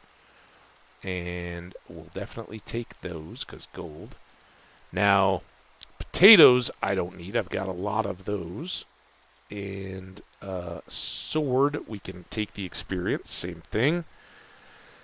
And then single sheet of paper, not that big a deal. I don't know that I need 7 glycerine melon slices, but if it's a toss-up between those two, I think I know what my decision is.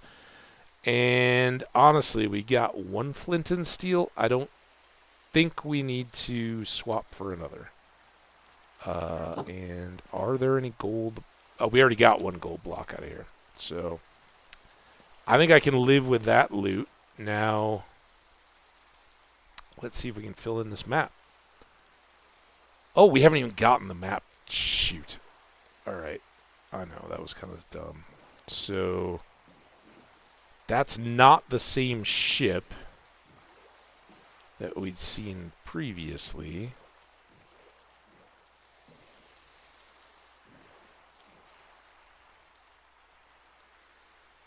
Oh, I'm too far now. Is that right? Yeah, because I need these little islands.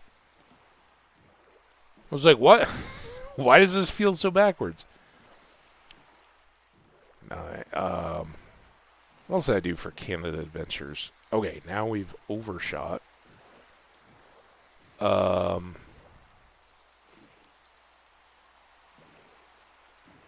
a lot of the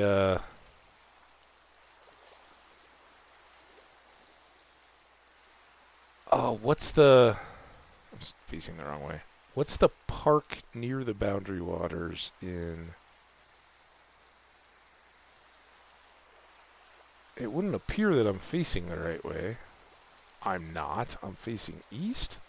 Wait. Oh, we came through there, and then I saw this. So back up. This. Can I continue to blame St. Patrick's Day? All right. Let's dig and then find out what we're gonna have to ditch to get home with all this stuff. First of all, I gotta find the deal. I can't even pick up the sand. It's also getting dark out. Nothing is good here. Let's go sleep and face this in the morning. A new challenge.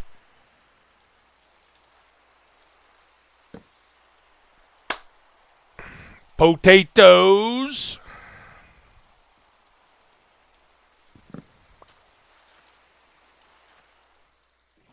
Hardcats, do you know Potino Bowen? He's probably opposite ends of the day for it. He does like night streaming around me. He's a Lord of the Rings online guy. But he just did his first full tater stream where he dresses up as a potato. So, yeah, that happens. All right, what else do I want to get rid of? I think we go back here. I don't need that because we've got a grove of... oh, God. I don't have time to sit here. I wish I had my helmet. I wish I had a boat with a chest on it. Can I... I don't have a chest. I was like, oh, can I just break this chest? That's going to make a mess, though. I got an idea. Now, this is going to end up with a bunch of ferrying between the two boats, right? And that boat already has a partially full chest. This is all going to go very wrong, I have a feeling. All right, now...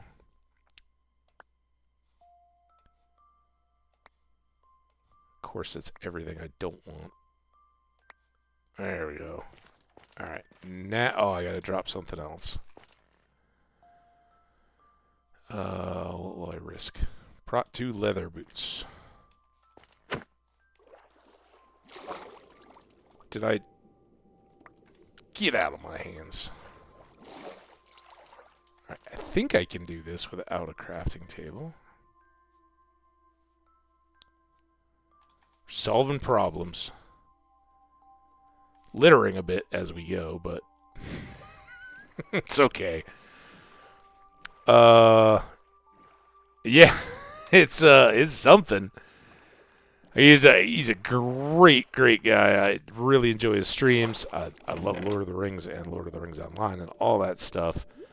Can't say that the Teletubby streams are the favorite, but hey, all of you dads with young kids, you got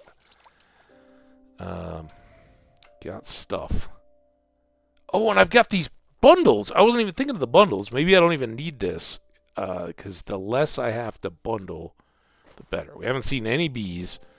Small stacks, items. Oh, we're going to be fine. Potatoes. Trims. Melons. I know there's more of those. Let's put these books in. Clocks are stackable. Oh, I just happen to know I have more of those. Let's put in the gold blocks. All right, now can I finish? Yeah, I totally forgot about bundles. Where are you guys on that? Hey, remember you got bundles to take home. All right, then fish. Oh, fish. I guess there's too many options here. Bamboo.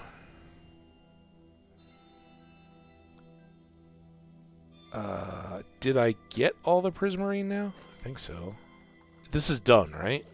Where's the... That's done. I don't need another chest. Alright, now we can go back over here and pick up all this stuff.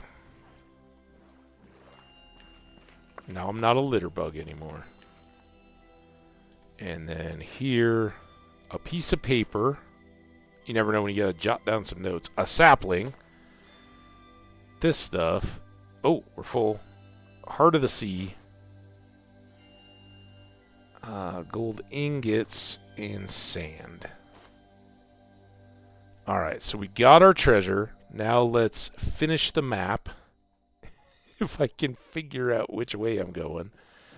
So we want to go out here. I didn't get all the way down to the bottom of the map, but we can go this way. Kind of be in the middle. Make a small square. There is. I think that's why I keep getting offered these Twitch reward stuff. It's all cross-promotional stuff. They're trying to hype it. I don't know. Maybe I'll be blown away, and the Minecraft movie will totally hit for me. But I kind of expect not. I kind of expect it's going to be all about the screaming and yelling and minigame competition-y type of world that gravitates the most eyeballs in Minecraft stuff too. All right, there we go. We got a map. We did get some loot. I've got some extra space here, but I think before I get too completely turned around, let's go. Now, where was that next shipwreck? Was there another one out this way that's just out of view? Speaking of, let's not get lost. Let's, yeah, there it is. Let's try to remember that's there for next time. And, oh my god, how spun around can I get? I want to go around these islands. That's the edge. It comes out here. The little, like, islandy bit is on the edge of those stony shores. Lots of stony shores. Cherry trees. At least we had already found those, but if we run short of blossoms for bees, that's a good spot. I think I'm going to veer inside of this because this all looks pretty wooded.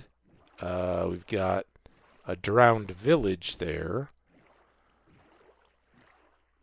I think that was the ship we maybe hit. Maybe not. Next time we'll have our diving helmet, and we can do better with shipwrecks. All right, so this potentially is a stop. I don't even know if this gets back through. How much of that is island and how much is land, but this part of the open ocean seems to be turning back on itself. This was the other shipwreck I think we'd seen, and again, we kind of came up that coast and shot in between that island and the coast. So just kind of seeing, is this all enclosed land again? That's more underwater village stuff. Archaeology site, maybe. Speaking of which, anybody see any terracotta along the coast? Some jungle here. Ooh, look, this ship filled in the midst. So we've got a couple shipwrecks. I see another one out there that we can explore and profit from. I don't know if I'm ready for a full boat stream tomorrow. I think there's enough to do around our world that I don't want to... Oh, we've done a ton of boat stuff. And, I mean, look at this. This is a fully intact ship. I love it. I love getting the treasure and exploring and finding goodies, filling in the maps and all the rest. But it's time consuming, and if we were to glimpse one of those couple of biomes I want to find, I'd be much more inclined to go straight to them tomorrow and start digging in. What in the what? I don't think it's what I want it to be. I think it's just messed up, shattered biome, but it's kind of gross. It's like razor thin, 1 block wide edges of something that decided to go skyward.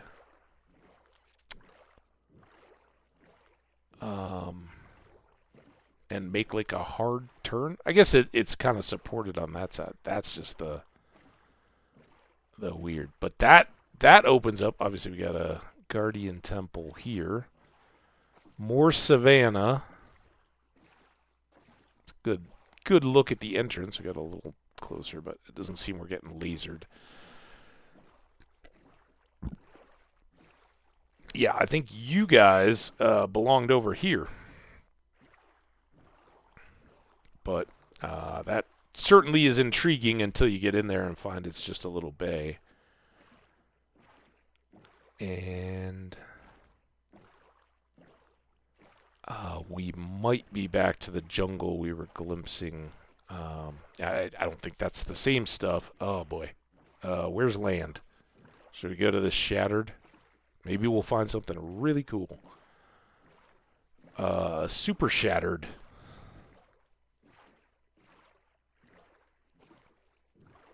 That's borderline mountainous. Shattered. More shipwrecks. Also, I said a mesa village earlier. It's the Savannah village that is probably, well, it's on the sea that Little Havana or Havana Hamlet is built on. And our closest neighbors along the coast. The river village may be technically closer. I'm not sure. We will someday find out. Yeah, I mean, that's borderline mountain, but it's all eroded or windswept savanna or something. I don't know if it's full-on shatter.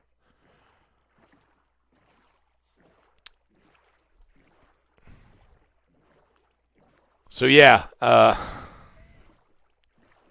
was going to speculate on the term shatter as a Minecraft biome. And then I was like, yeah, that's exactly why I don't fit into the Minecraft target demographic, I guess. I'm guessing that's still a shattered biome because it's so funky at the top, but I know they added the eroded, and they may have switched, frankly. Shattered may have become eroded. I could see that being one of those. Oh yeah, we should make this change.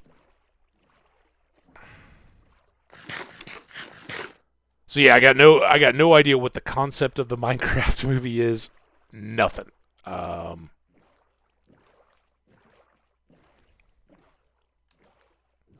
And frankly, I'll probably wait for it to come out on video. I don't think I need.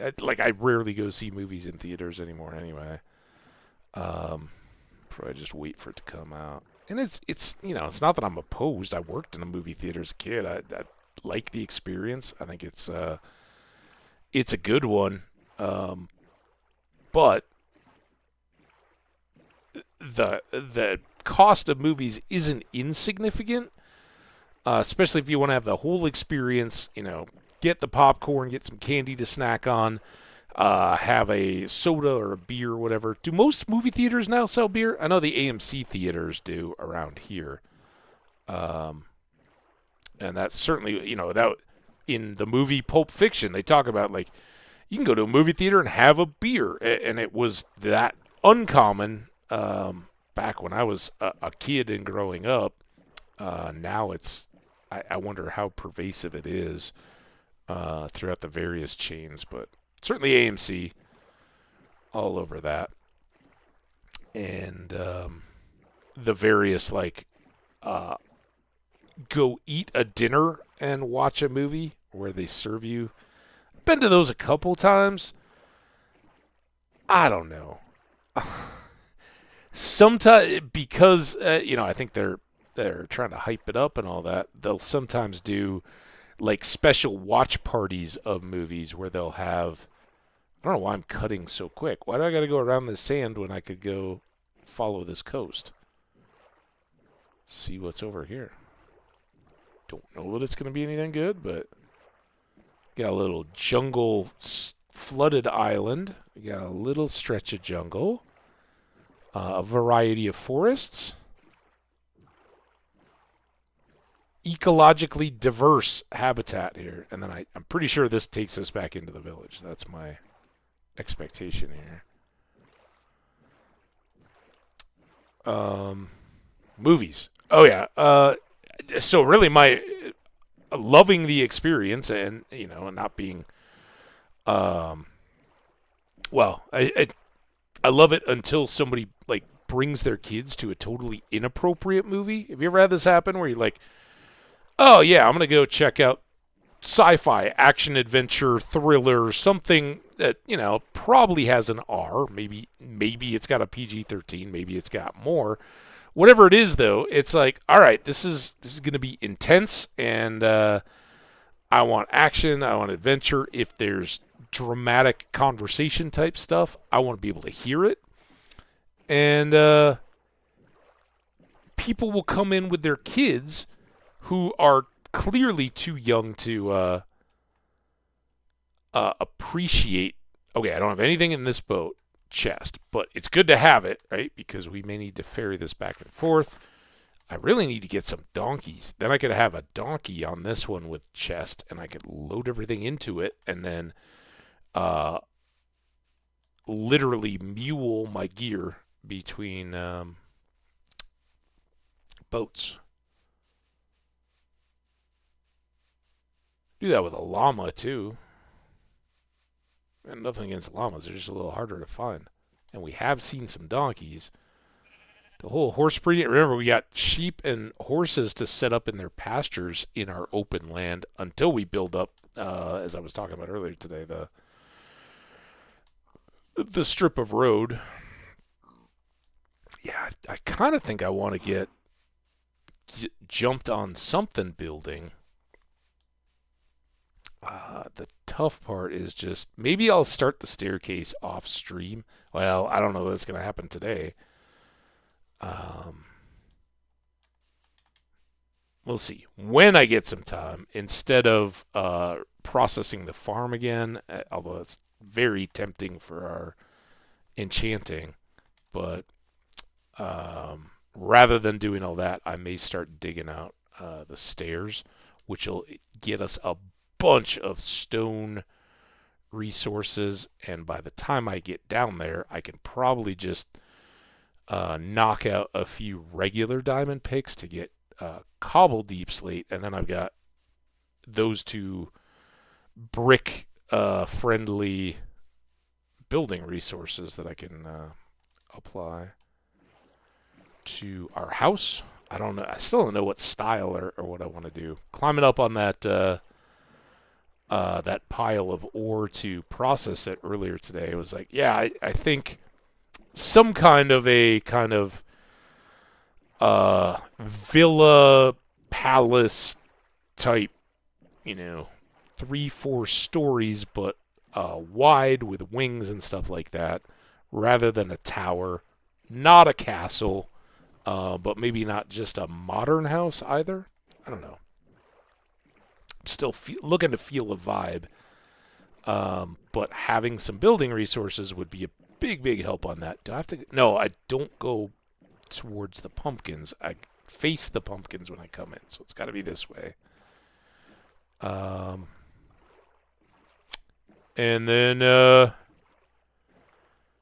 we'll zip it through this twisty-turny section. We'll get back into the spruce, and then that winds all the way back almost to our house, but it's not a direct boat trip, and that's where, now that we know there's another ocean, maybe A part of what we do in tomorrow's stream is set a portal and then go back into the nether and see if we can get back over to those coordinates in the nether and link it.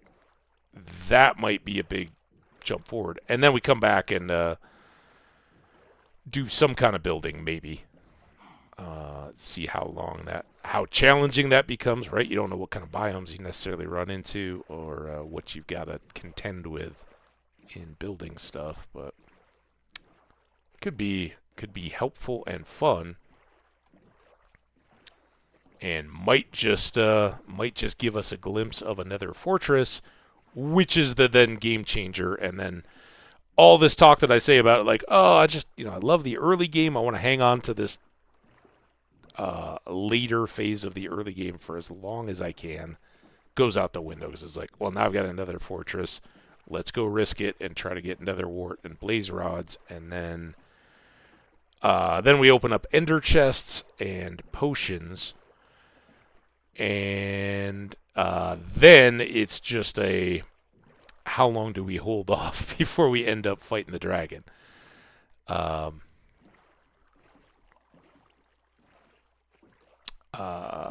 And that could happen pretty quick. I don't think I would rush towards it because I like how this is set up. But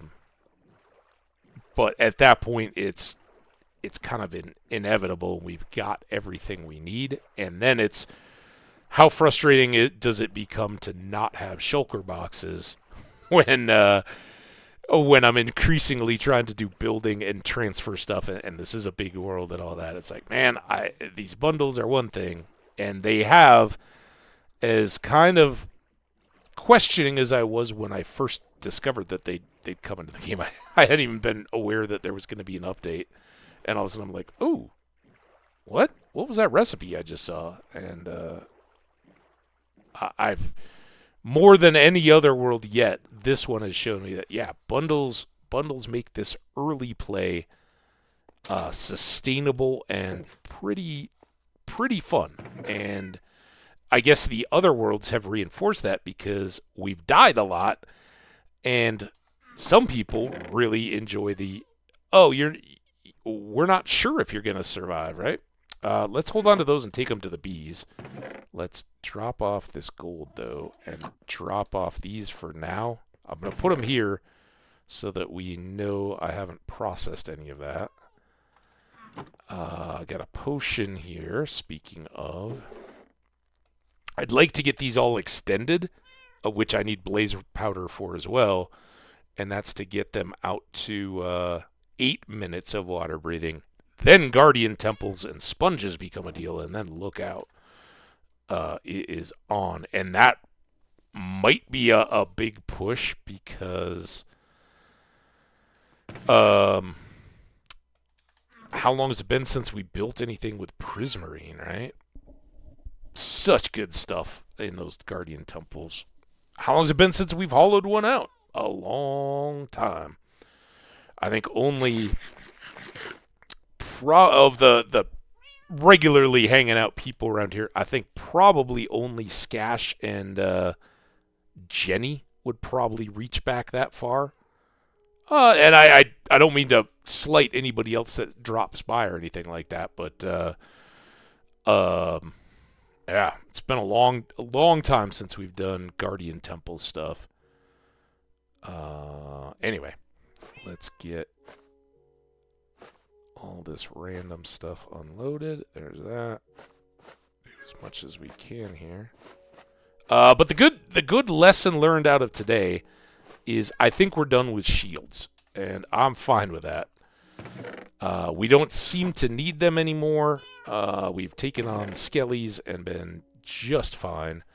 Our armor is holding up well, and you know, we've done all this stuff today without having gone back and processed animals or done more ore. So it's a pretty good thing, Donut. Cooked fish. We've got prismarine, heart of the sea, clock, paper, oak sapling. Why are these? Oh, that must have been what we ran out of space on. What else we got? Potatoes. Obsidian. Oh, on those campfires. Alright, well, you go in here. You go in there. You go in there.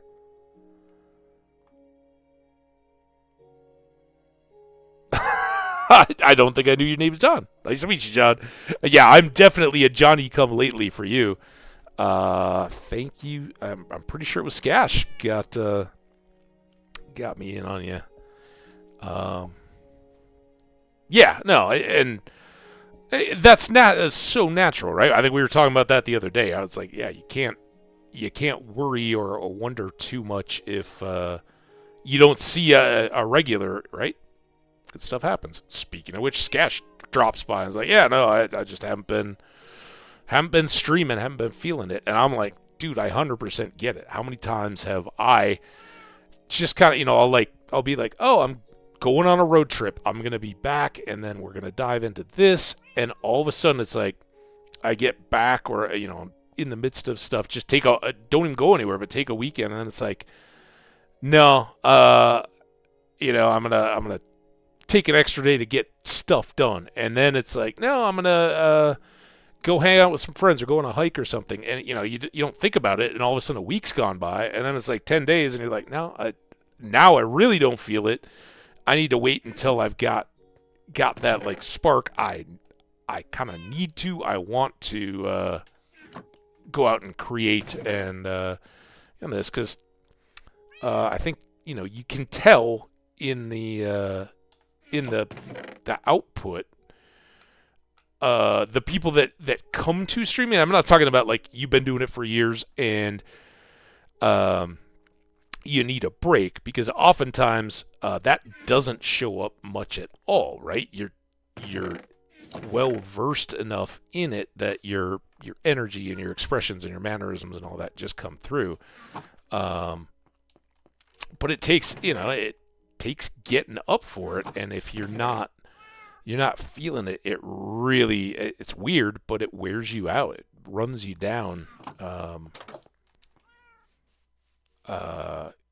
Doing this for hours, it's not like doing something manual labor or practicing for a sport or something like that. I'm not trying to pretend it is, but it requires a certain level of energy, and be tough. So sometimes, yeah, you just got to go reset and be like, screw you, world. I'm taking time for me. That's okay. Necessary. I got both of these leaf types. I was kind of hoping I get some more. Look at that. With our diamond axe, it felt like nothing, but we got multiple stacks of trees there. And let's go ahead and grab these guys. Let's put this up.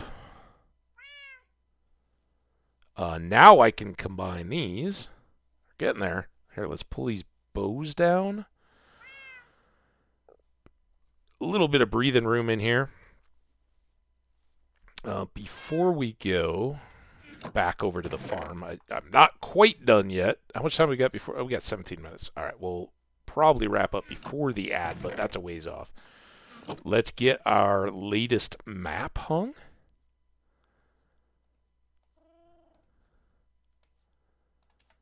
And there she is. Oh, I've still got these to go in potion making supplies, which I believe are that one.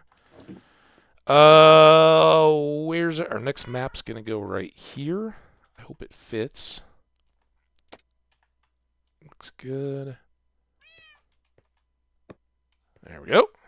It's got the little portal islands. We've had some good captured stuff. Maybe not. Did I have other maps over here? I've got the helmet and the clock. I have a few emeralds here. I'll just leave that one. It's kind of a one-off. But I probably... How many books do I have here? All right, let's leave these books here for enchanting books. I don't need these sticks anymore. The fires are going to go in the boat. One of the extra bundles is going to go in the boat, and the navigation book or tab, right? Because we're in Dungeon Crawler Carl world. Those are all going in the books. Oh, and I've still got stuff to get out of here. In the books, the boat. They're all going in the boat. You guys are coming out of the boat. You're coming out of the boat. Let's clean this up a little bit. Bones, we still don't have a dog. We need a dog. Apples and bread can stay here.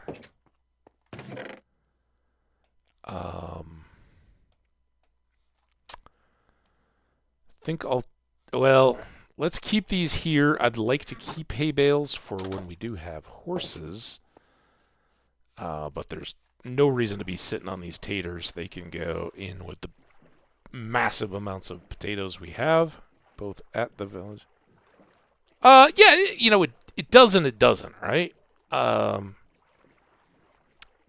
it depends, you know, I think our attitudes are pretty similar in the, yeah, if you're willing to put yourself out there and just see, you know, who comes around and who's, I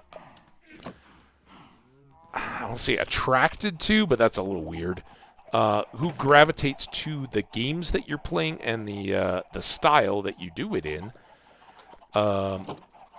Over time, yeah, you're gonna find people that want to come hang out, and if you don't sweat it, then you can have a real good time and learn about their parts of the world, their interests, find some new games, find new content, all that good stuff.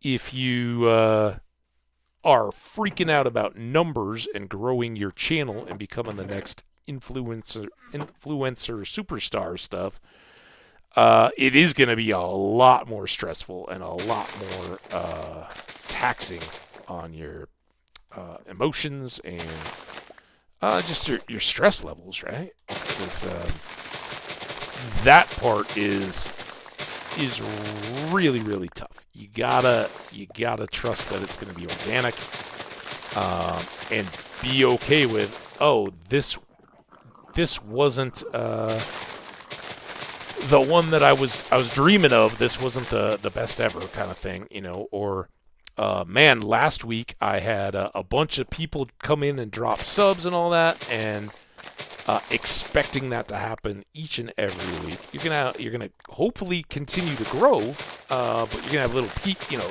highlights, and then somewhere you're gonna revert to the norm for a while as you go forward. But it'll come, and people will definitely respond to that energy level you're bringing into it, right? Anyway, I don't know how we quite got there. Let's leave these taters. And there we go. We are restored. I think I did talk about this. Oh, there they are. So I made glass bottles, and we got these bees, and sadly, it rained while we were over at the other village, not back here. But when it rains, all the bees go back in the hives, and then I can light all these fires and get honey bottles, which I haven't even bothered with yet. So that's another imminent good thing that may or may not happen on camera. Like I said, I think if I have any more downtime play, it's going to be working on the in-house staircase, not the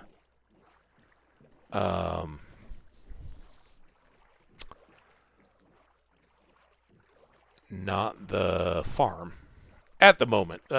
Doing the farm is probably the most helpful thing in terms of advancing, because our experience shoots up. It's our best kind of, pardon the pun-ish thing, but it's our best experience farm is our farm at the moment.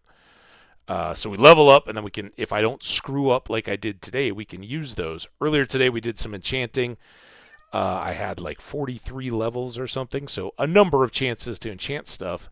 I got a Aqua Affinity helmet, and I decided, oh yeah, whatever. I was kind of waffling. I was like, should I take it? Because I expected it would have other stuff, and it did. And I also had a fire aspect or a smite. I think it was smite 4 for the sword, and I was like, that's what we need to level up.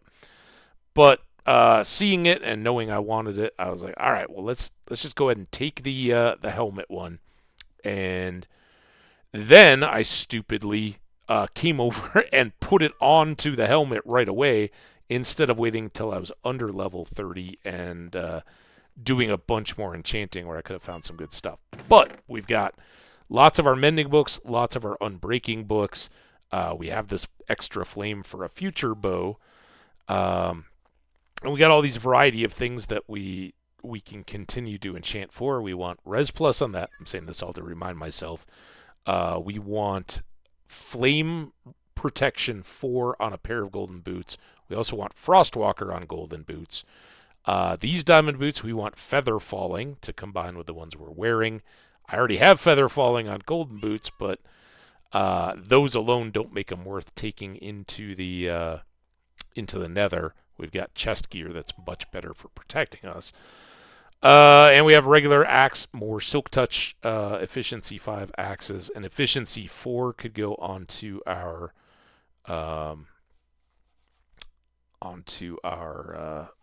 quality Fortune 3 axe. That's what it is. And we also need efficiency on our axe, right? Those trees could have been chopped down that much quicker. Still haven't come on these shovels. Let's do that. And if we find a desert, spoiler, that was one of the two that I was looking for or hoping for out in that new ocean, and we'll continue to go looking. Desert with their temples and their enchanted golden apple chants and their sandstone, and Mesa, right, with their gold mines and all the various terracotta and red sandstone. There's a lot of good treasure, there's a lot of good exploration, but there's also a ton of good building materials. And really, the terracotta and dye are, I think, the ideal to start looking at. The two builds that we're really talking about, the university and the kind of a palace, manor house, sprawling something. I don't know. Those styles of almost monumental, but I mean, you think of Europe and all the Habsburg palaces in Vienna and kind of Buckingham Palace, all the ones in Eastern Europe. Those, they're Georgian. No, not Georgian. Is the wood and plaster and stuff, right? Is it Edwardian London kind of architecture where everything's kind of multiple stories and built rectangularly kind of stuff? That kind of stuff with decorative accents and all that. But I'd like to have some color, and that's where dyed terracotta and the various sandstones and stuff come in. We'll see where it takes us, but that's probably going to do it. We're at 8 minutes. Let's give a look here.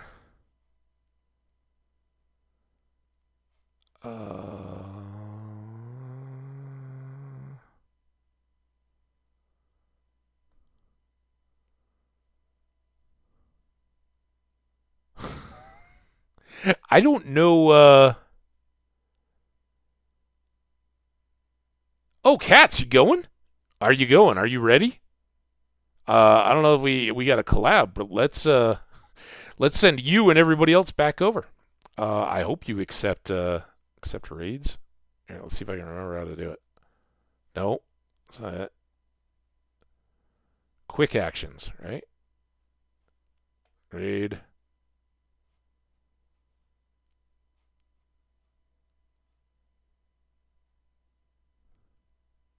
None of the following similar. All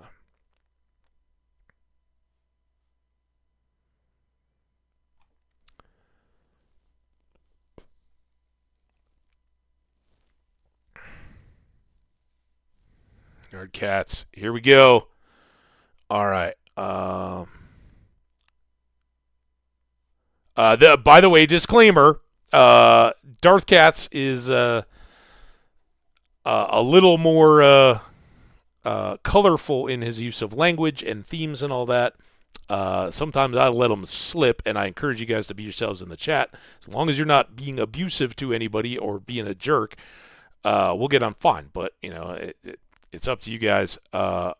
If hearing a few f-bombs and all that is going to offend you, let it go. All right.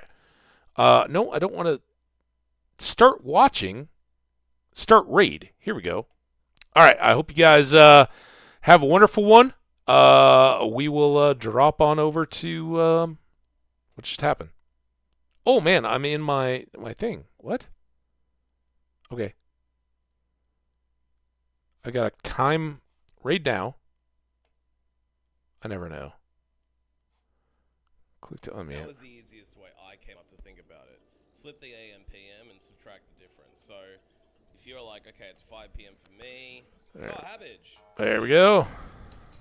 I didn't expect you to raid me. Thank you for this. All right, guys. We're going to wrap it up. Thank you so much. Shout out to Hambbage. I like hanging out in his stream. It's like talking with an old friend.